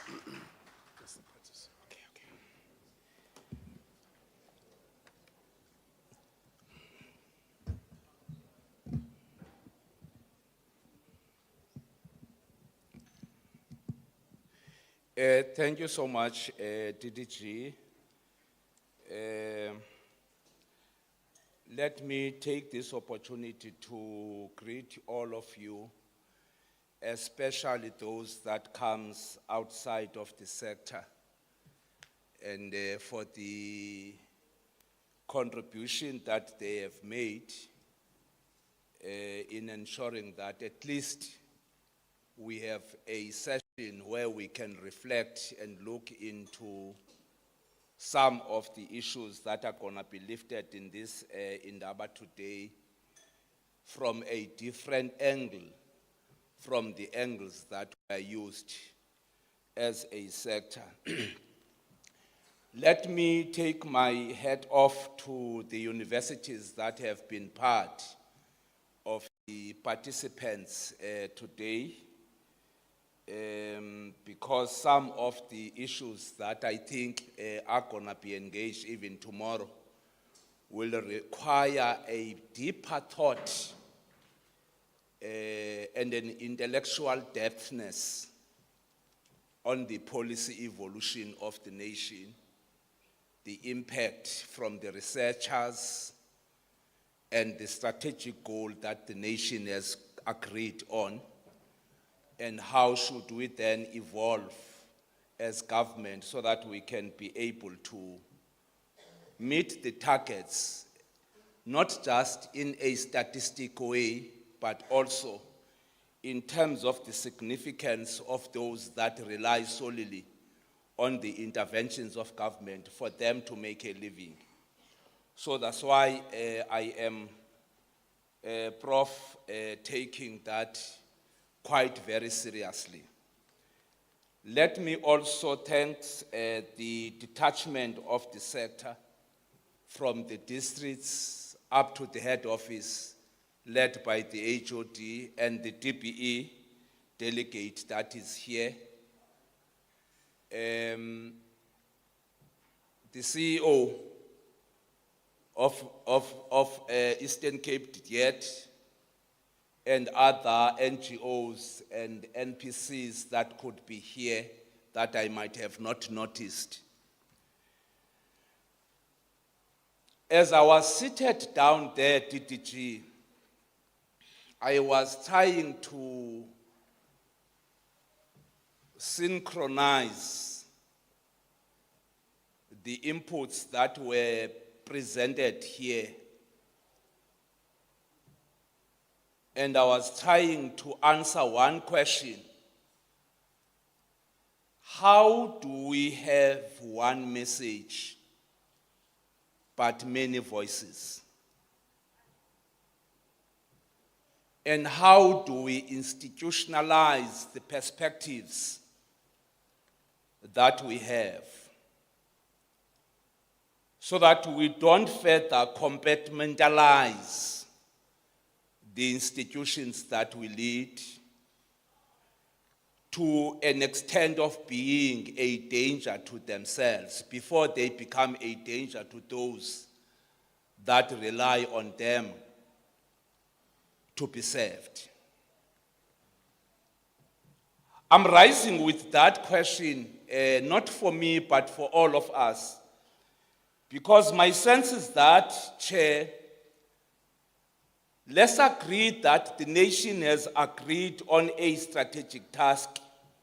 Among such tasks is an inclusive society. Before we talk inclusive education, let's first talk about government, not the sector. What is the perspective of government about us as a society? And why government made a concession on a strategic question of an inclusive society? Why? Now, that will make you able to then dovetail the mandate of the sectors of government. From an education point of view, what is the meaning of an inclusive society? From a health point of view, what is the meaning of an inclusive society? From a Department of Safety and Liaison, what is the meaning of an inclusive society? From a Department of Health and Technology, Science and Technology, what is the meaning from them of an inclusive society? So, I'm bringing that discussion, colleagues, so that we can at least liberate ourselves from defending undefendables. Before we liberate those people that are walking on the streets, the liberation is needed here. Both psychologically, mentally, and otherwise. We need to liberate ourselves. When we agree on a nation-building project, there was a reason. Whatever efforts that are put in place by government as a direct response on the nation-building project is informed by a scientific research that we are a nation whose nationality is in question. The then president used to say we have got two nations within a nation in this country. We have got two nations within a nation in this country. And I'm then saying that's the elephant in the room here that we needed to deal with so that we can be able to liberate ourselves in trying to deal fundamentally with some of the backlogs that we have, even from a policy point of view, before we can talk about deliverables. Before we can just talk about deliverables, what are these policy imperatives that probably we have not touched? We just brushed them and passed by the way on them. As a result of that, now they are, as the day by day continues to pass, they show their ugly face, and now you become an institution that is in stagnation in terms of how to transform itself before it can transform the society. Before it can transform the society, it is battling with in transforming itself. I agree, Prof, that the issue of inclusive education is not just a constitutional imperative. It is a moral question. It is a moral question. But I will pose a question to you again, that when you have got a nation that does not appreciate the moral compass, is it possible for you to achieve what you are going to say about here today and tomorrow? Because us is about searching for a compass, and we are battling in getting the signal of that compass. We're battling in dealing with the signal of getting that compass. And I'm then saying, before you talk about the constitutionality of the inclusive education, do you have morals to first appreciate that this is a constitutional matter? Both individually and collectively. Do you have that appreciation? And if then you have got a crisis of moral bankruptcy as a nation, what are the implications in terms of the task that we are going to set ourselves here?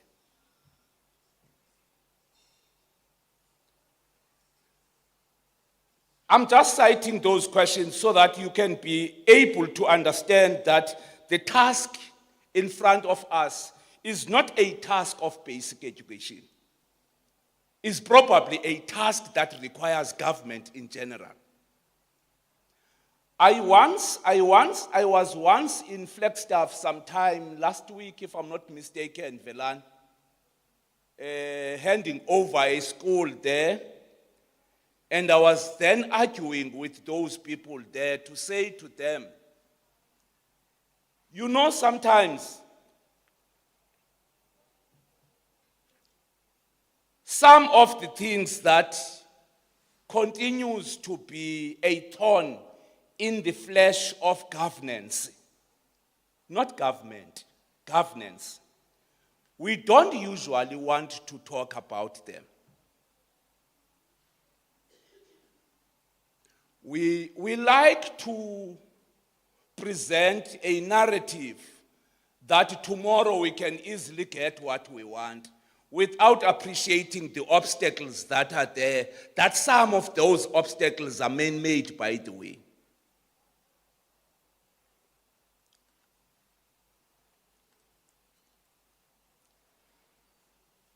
Last Wednesday, Premier convened a special exco, DDG Mkhitar. In my entire life, I've never been so traumatized like the meeting that I had last Wednesday. I always regard myself as one of those people that are not that much difficult in understanding the policy environment of government and therefore understanding government. But in that CEM, I realized that in actual fact, I know nothing.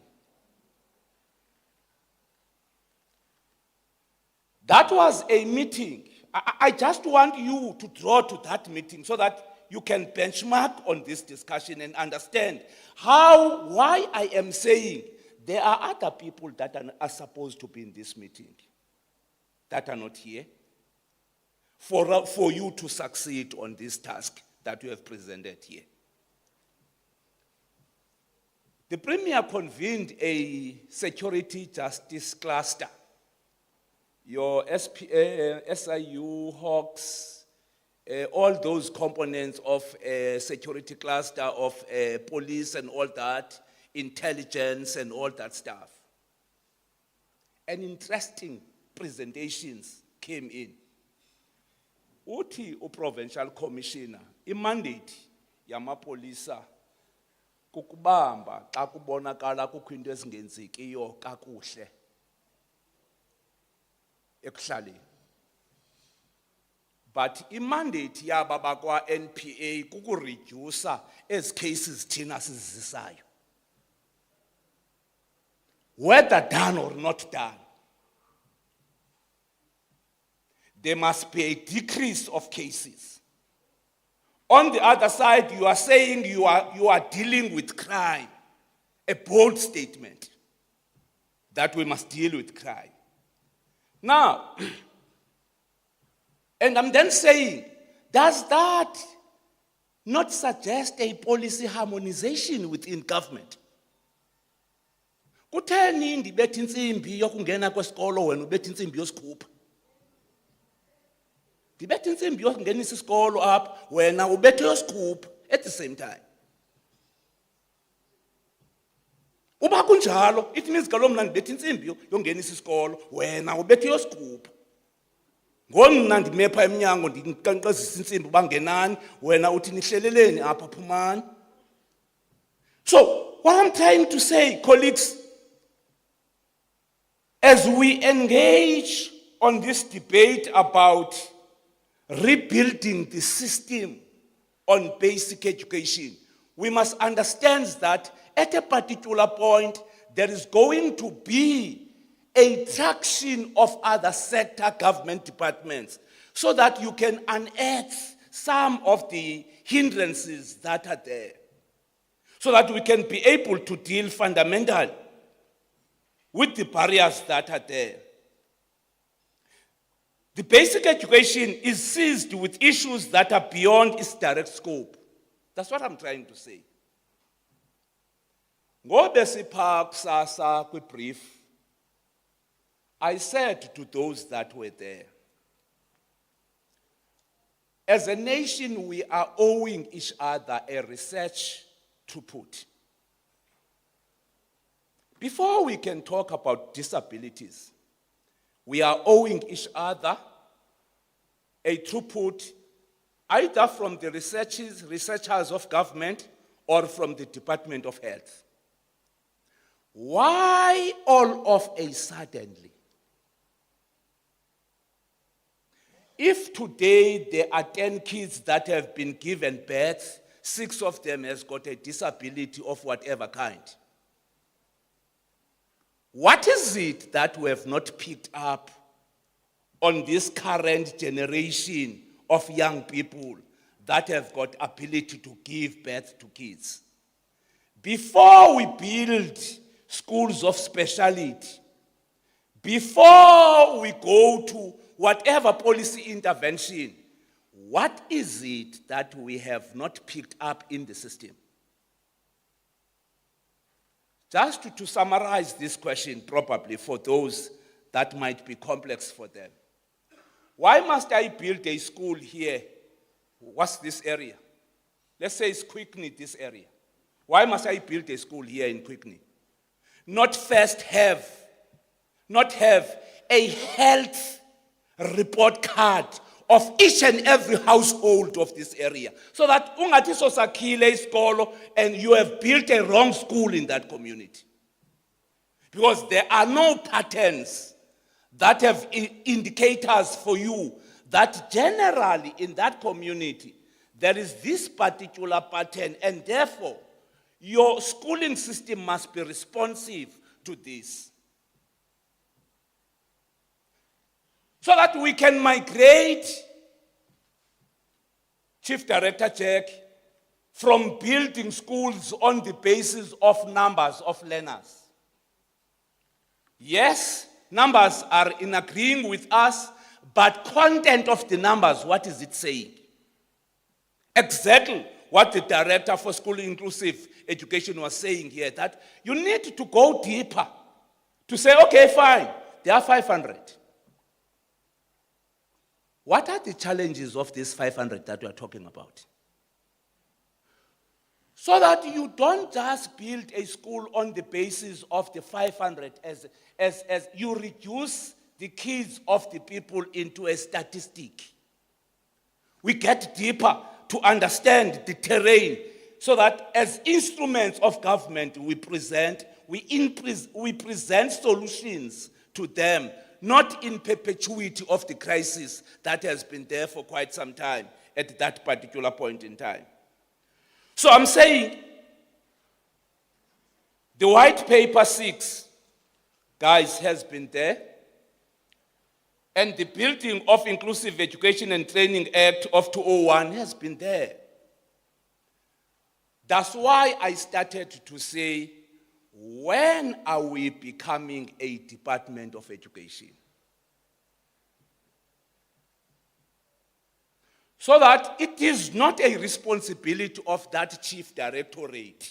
It is the responsibility of an institution, holistically, the issue of a transformation.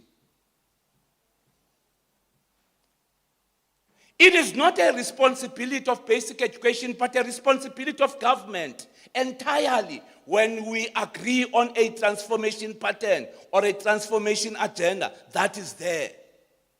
Because allowing basic education to continue with its strategy of transforming the society, only to find that you have left a number of departments of social cluster, you are going to come back where they are. You are going to come back where they are. Why? Because you have solely moved as a sector, not as government. I always say, when I'm handing over a school in rural areas, what is the strategic perspective of other departments about this 1 million investment that I'm leaving here today? If we have built a 1 million rand school here,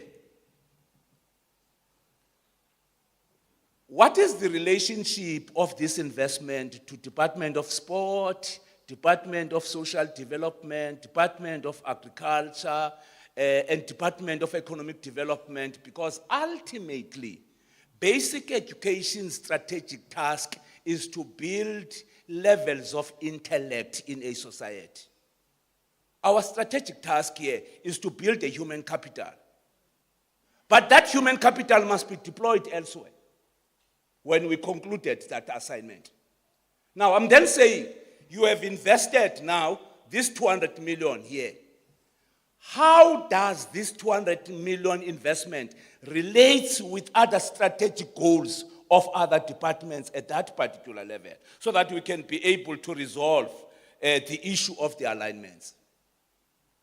We can't be talking about alignments of policies since 1994 up until today's date.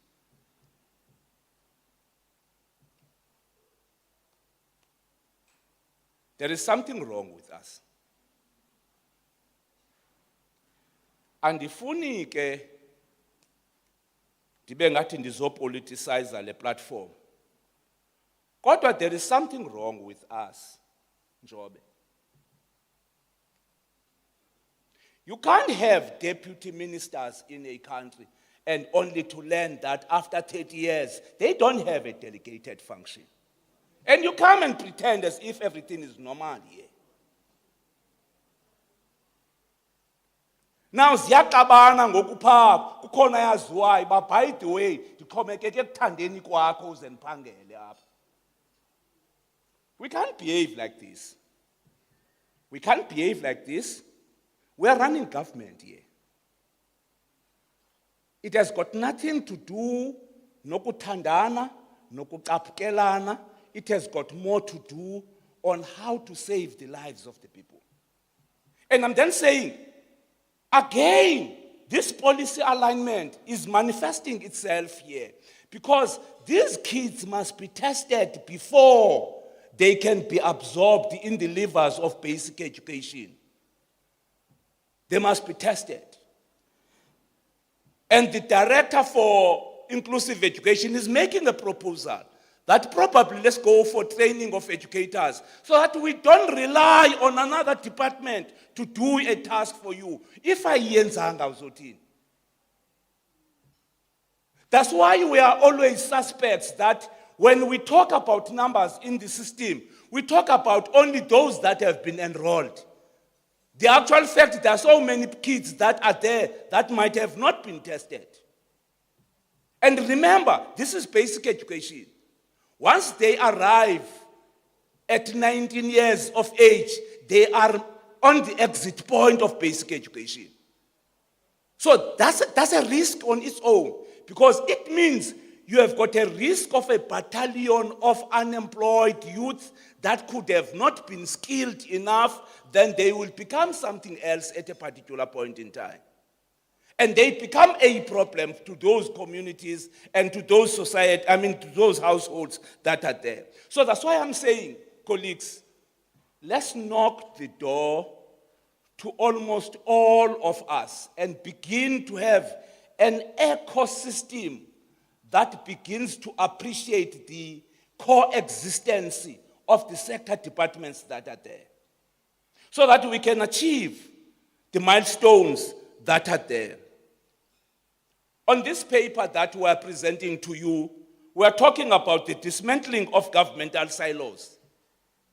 Before you talk about governmental silos, DDG Mkhita, you have got a serious problem of chief directorate silos. Hence, you are going to have different narratives and different data analysis and different statistics from the same department. Because there is no cohesion of information and there is no appreciation that this task that I'm doing here in curriculum has got a relationship with another branch that is not necessarily curriculum. There's got another relationship with another branch, which is corporate services. But we are not running those branches here. We're running an institution. So how do you then, your analysis of a branch becomes an analysis of an institution? How do we persuade, influence each other so that we have got a central point of convergence? For example, the model that you are presenting here, I agree with you, let's develop a context-responsive model for inclusive education in the province, a learner-centered one. Listen here, Director. Your narrative must be same narrative to the Director on Human Resource Management and Administration. This narrative must sink at a Human Resource Administration and Management Director, so that you don't fall in a trap of moving in and out of offices, trying to persuade an individual to understand a policy imperative of an institution. So that's why I'm saying, there comes time now that when you discuss serious issues like this, you don't send junior managers. Because the problem of sending junior managers on policy issues like this, now those directors must go back and brief chief directors. Chief directors must go and brief DTGs. And if DTGs do not agree, what is going to happen? You're going to come here back again. So I'm saying policy-related matters requires people of authority. So that if there is anything that you disagree with, you must raise it here. You must raise it here, and you get corrected and clarified here. Because the implications are dire. As I'm getting out here, the media is waiting for me there, as the chief spokesperson of the sector. Whatever that I'm going to say there, and you decided in your corner that that is not workable, is a problem. Because I have already indicated that you said here, this is what is going to happen. So, trust and deficit between government and the public is of paramount importance at this particular point in time.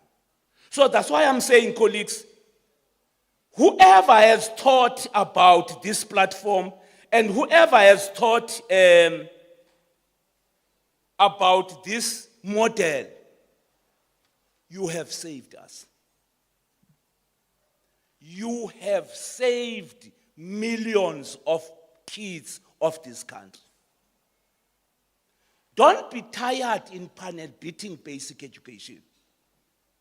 You are driving a wagon that is facing a wind of resistance. Because this wagon of yours requires wheels to change the abnormalities into normalities. And unfortunately, you must understand that in whatever phenomenon in a society, there is always a beneficiary and a victim. No matter how bad a system was, there were people that were benefiting in that bad system that we are talking about. So now, if you then talk about inclusive education, it means if in your school of thought, your orientation from a funding point of view and resource allocation must change. Must change.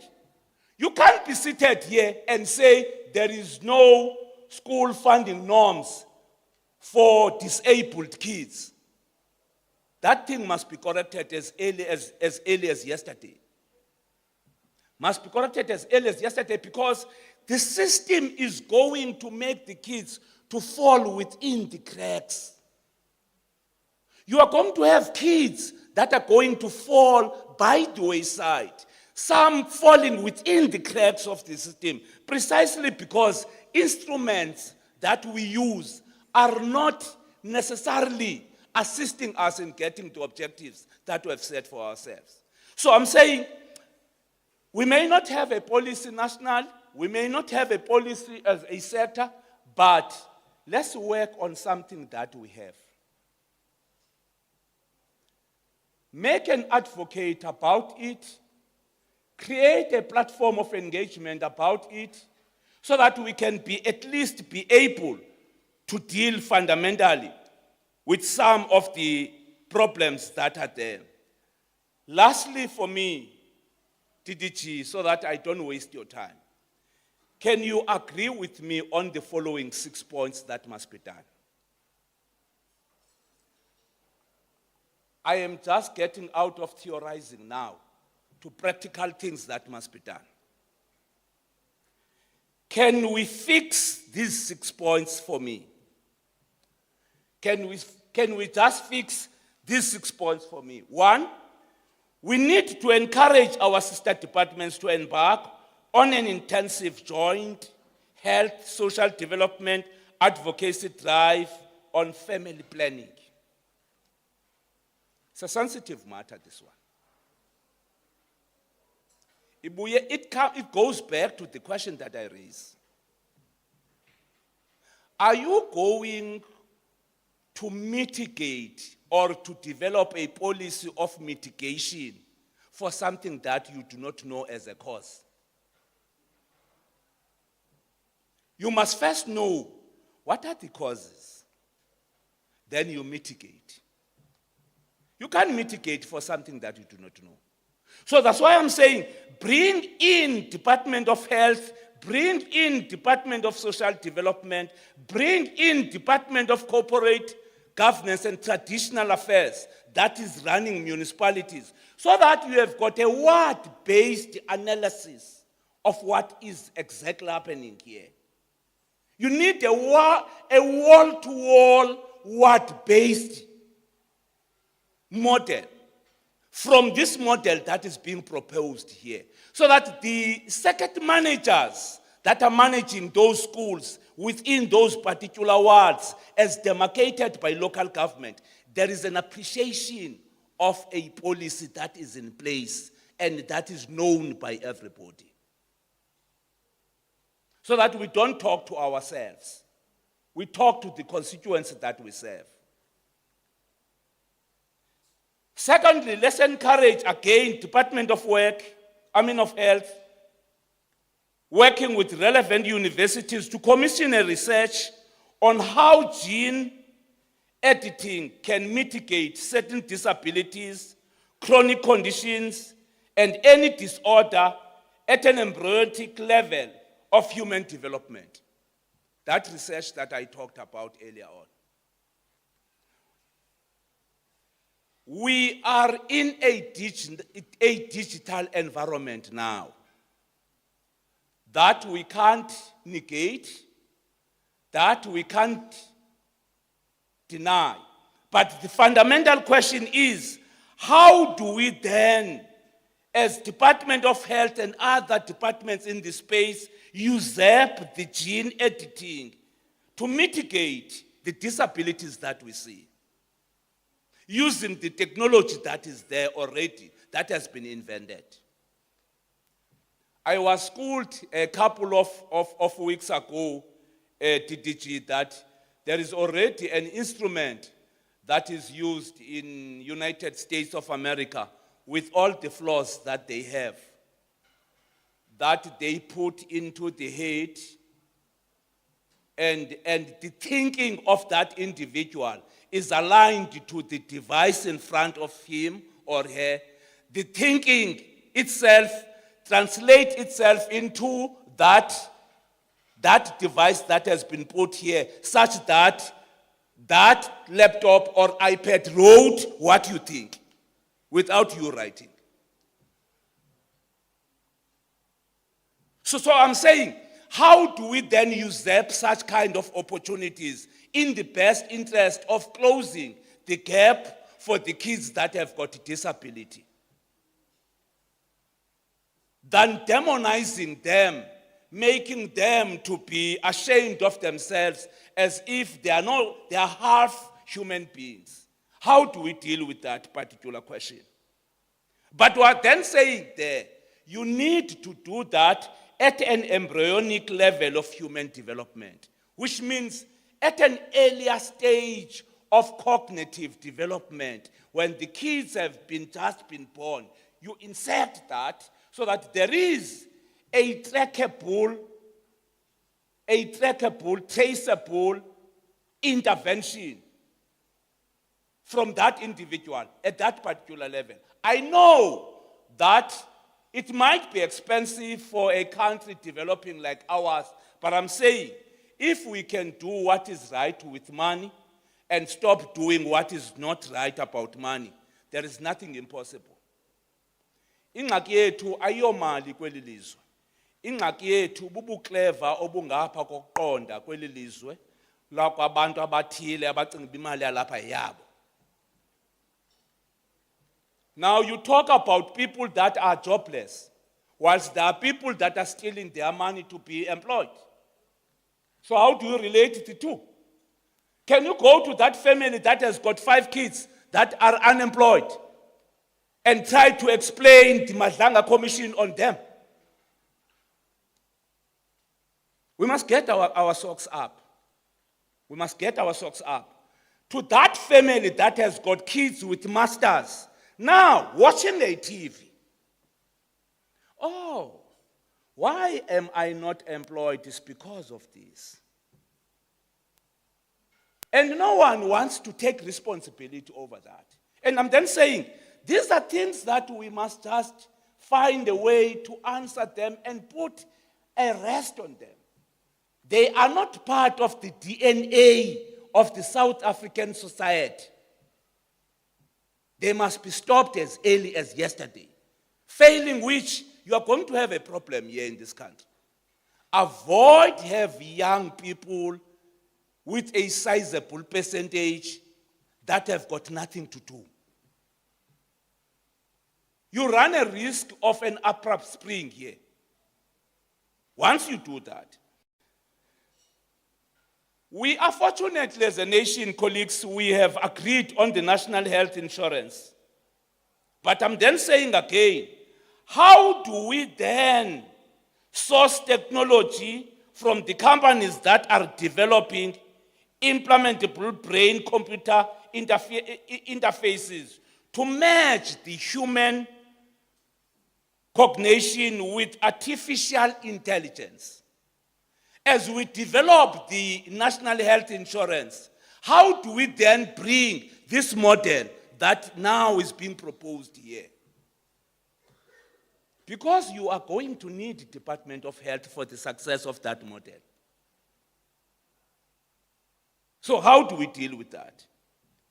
Fourthly, colleagues, How do we bring the work of the Council of Scientific and Industrial Research to develop our own neurotechnology and any technologies that can be used to prevent or mitigate any forms of disability? It goes back. Mosi, abanye bethu batya ipilisi apa that are coming from this neuro, whatever, deficiency that is there. How do we then usurp the science that is already there? And how do we then usurp the information and the ability that we have? Lastly, we must strengthen our stakeholder collaboration, innovation and initiations to repurpose and concretely achieving inclusive, innovative, quality education. I was worried by one speaker here. Ndihleli phansi ndithi hey ngumuntu osuka phi lo uzothetha inyani kwindawo enabantu abaninzi kanje.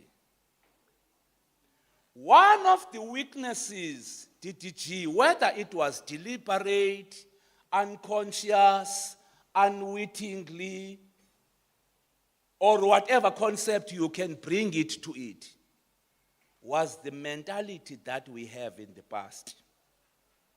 Of thinking that when you redeploy in access teachers, yindawo yodampela abantu abangafunwayo le. Here we need teachers of speciality here. Not people that are a product of redeployment. You need teachers that have been trained thoroughly for 4 years in university on how to deal with the conduct of the learners that has got these disabilities. Not a microwaved teacher. Not a microwaved teacher. You need to be deliberate in investing bursaries to these universities and say, according to the research, there seems to be a number of kids that are coming into the show with a number of disability disorders. And therefore, universities can yocinate, alter the curriculum, alter the programs, and begin to be responsive on matters that are affecting people. So that we engage each other. Liphelile ixesha lento yokubana ngoku iSenate ye-university izawuthatha isigqibo only to find that no man esi sigqibo siphinda sisibeke kwimeko yokokuba ngoku sesihambile iminyaka emihlanu kuphinde kuthiwe hayi man ba-redundant aba bantu kwisystem. Ba-redundant. So that's why I'm then saying, colleagues, we just needed to be particular, specific, time-bound, resource-driven, and have an agility to make a change. And coerce everybody to support a particular perspective that can be in the best interest of everybody. That's the only task that we are left with now. Otherwise, we'll have a serious crisis. We need to appreciate that basic education is forever a developmental tool. I like Mamupula, because Mamupula is always accepting the fact that the curriculum is not a God's given gift. Every day you need to ask one question: why the system is producing unemployable people?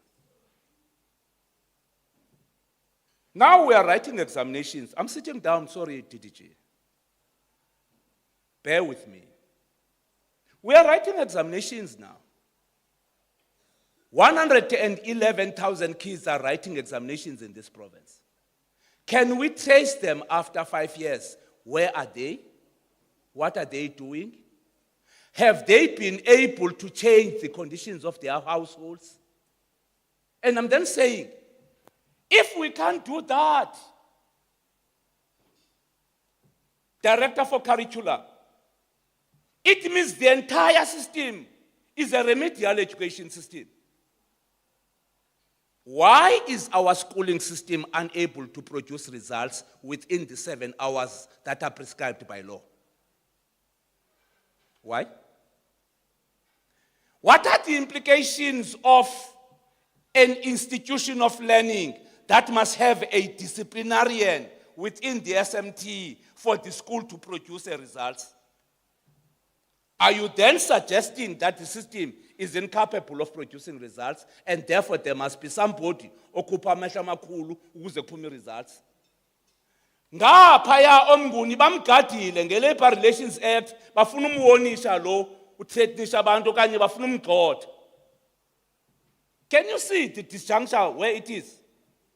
On the other side, these teachers are sacrificing everything for this throughput to be there. On the other side, they are confronted by communities that do not want to accept that they do not have families. Go with this message today. Very few kids in this country that are coming from families.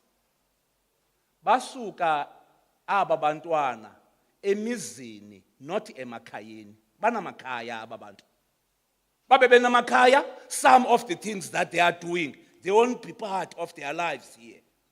So, but need a serious interventions for them to be taken out of the social incoherence that is happening there. So that's why I'm then saying, colleagues, your mandate goes beyond this particular platform of basic education. It has got more to do with an alignment of policies, an appreciation of the task at hand, and the targets thereof of the broader government than yourselves as a basic education. But ke sekunjalo, somebody must start something. Awuzulinda kaloku ukuthi hayi ndabalinda ke mhlaba baba kwi-level yokucinga efana nam. Aqhutywa kanjalo. Uzobuqhuba nale indlela ucinga ngayo, athi ke ngokomnye umuntu onenye imbono ebhetele kunala yakho azoyipresenta so that we can reinforce the skills and reinforce the thinking of the nation. So that's why I'm saying, as I'm sitting down, you must understand how important this debate that you are going to engage in here today. And you must not take your eyes off the ball. You have got an enemy within the house here. Don't look outside. The enemy is here in the house. What is your enemy? Your enemy is anti-intellectualism in this country. Unengxaki yabantu akufuneka kungacingwanga, funeka yonke into ithithwe nje as something ordinary. We are conducting scientific life here. So you need a bit of levels of intellect across all sectors. That's why I was saying in one of the funerals, at a particular time, not now, kuzofuneka napha ekhaya eParliament. Xa sisenzana i-oversight, ndikubuza uba uyayale le nto uthetha ngayo kuqala. Le nto uthetha ngayo uyayazi. So that you don't come with prepared questions here. That you don't even know what the meaning of the questions that you are asking. For this government to move where it is requires a contingent of levels of intellectuals. There is no development outside of intellectual capabilities. It can't. So that's why at least we must be patient with each other to say, how do we grow where we are? And how do we ensure that we place right people at right time? Tingishala mosim. Kudwa mandihambe ndiyojonga bese sasikolo sakhiwe kakuhle. Njani utitshala? Utitshala. abone i-design erongo ye-construction?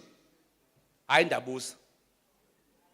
Utishala abone i-design erongo ye-construction. Yena lo we-construction, what advice can he give us on pedagogy in education? So I'm saying, place people at right times, at right places, so that we can resolve the X here. We can solve the X. Be patient with us, Director for Inclusive Education. This model, we are going to assist you. And we are going to make sure that it is presented in the table of the CEM, and it is an agenda of the minister that we have in this country. Just like the mother tongue bilingual education, that is an agenda of this nation now. When we started it in 2012, we were told that no, they are trying to justify their failure rate. Zitsho i-academics. Kuthiwa hayi bazama ujustify ukufailisha kwaseMpuma Koloni ngoba balekela kwi-mother tongue bilingual education. Language is a reflection of power relations in a society. And language is language, not an ability to think. Into khumsha kwakho ayikwenzi bube clever. Ungakhumsha kanti akukho kwalo mkhumsho wakho. So must we understand why some of the policy interventions are being made so that the nation can realize identity. The nation can get the ability to move. Starting from an identity point of view, you are an African. And you must emulate somebody that you have not seen here. What kind of a nation is that? So that's why I'm saying these are quite complex matters that requires people with capabilities to think, people that has got an appetite of being criticized, and people that do not take offenses when they are criticized. Thank you so much.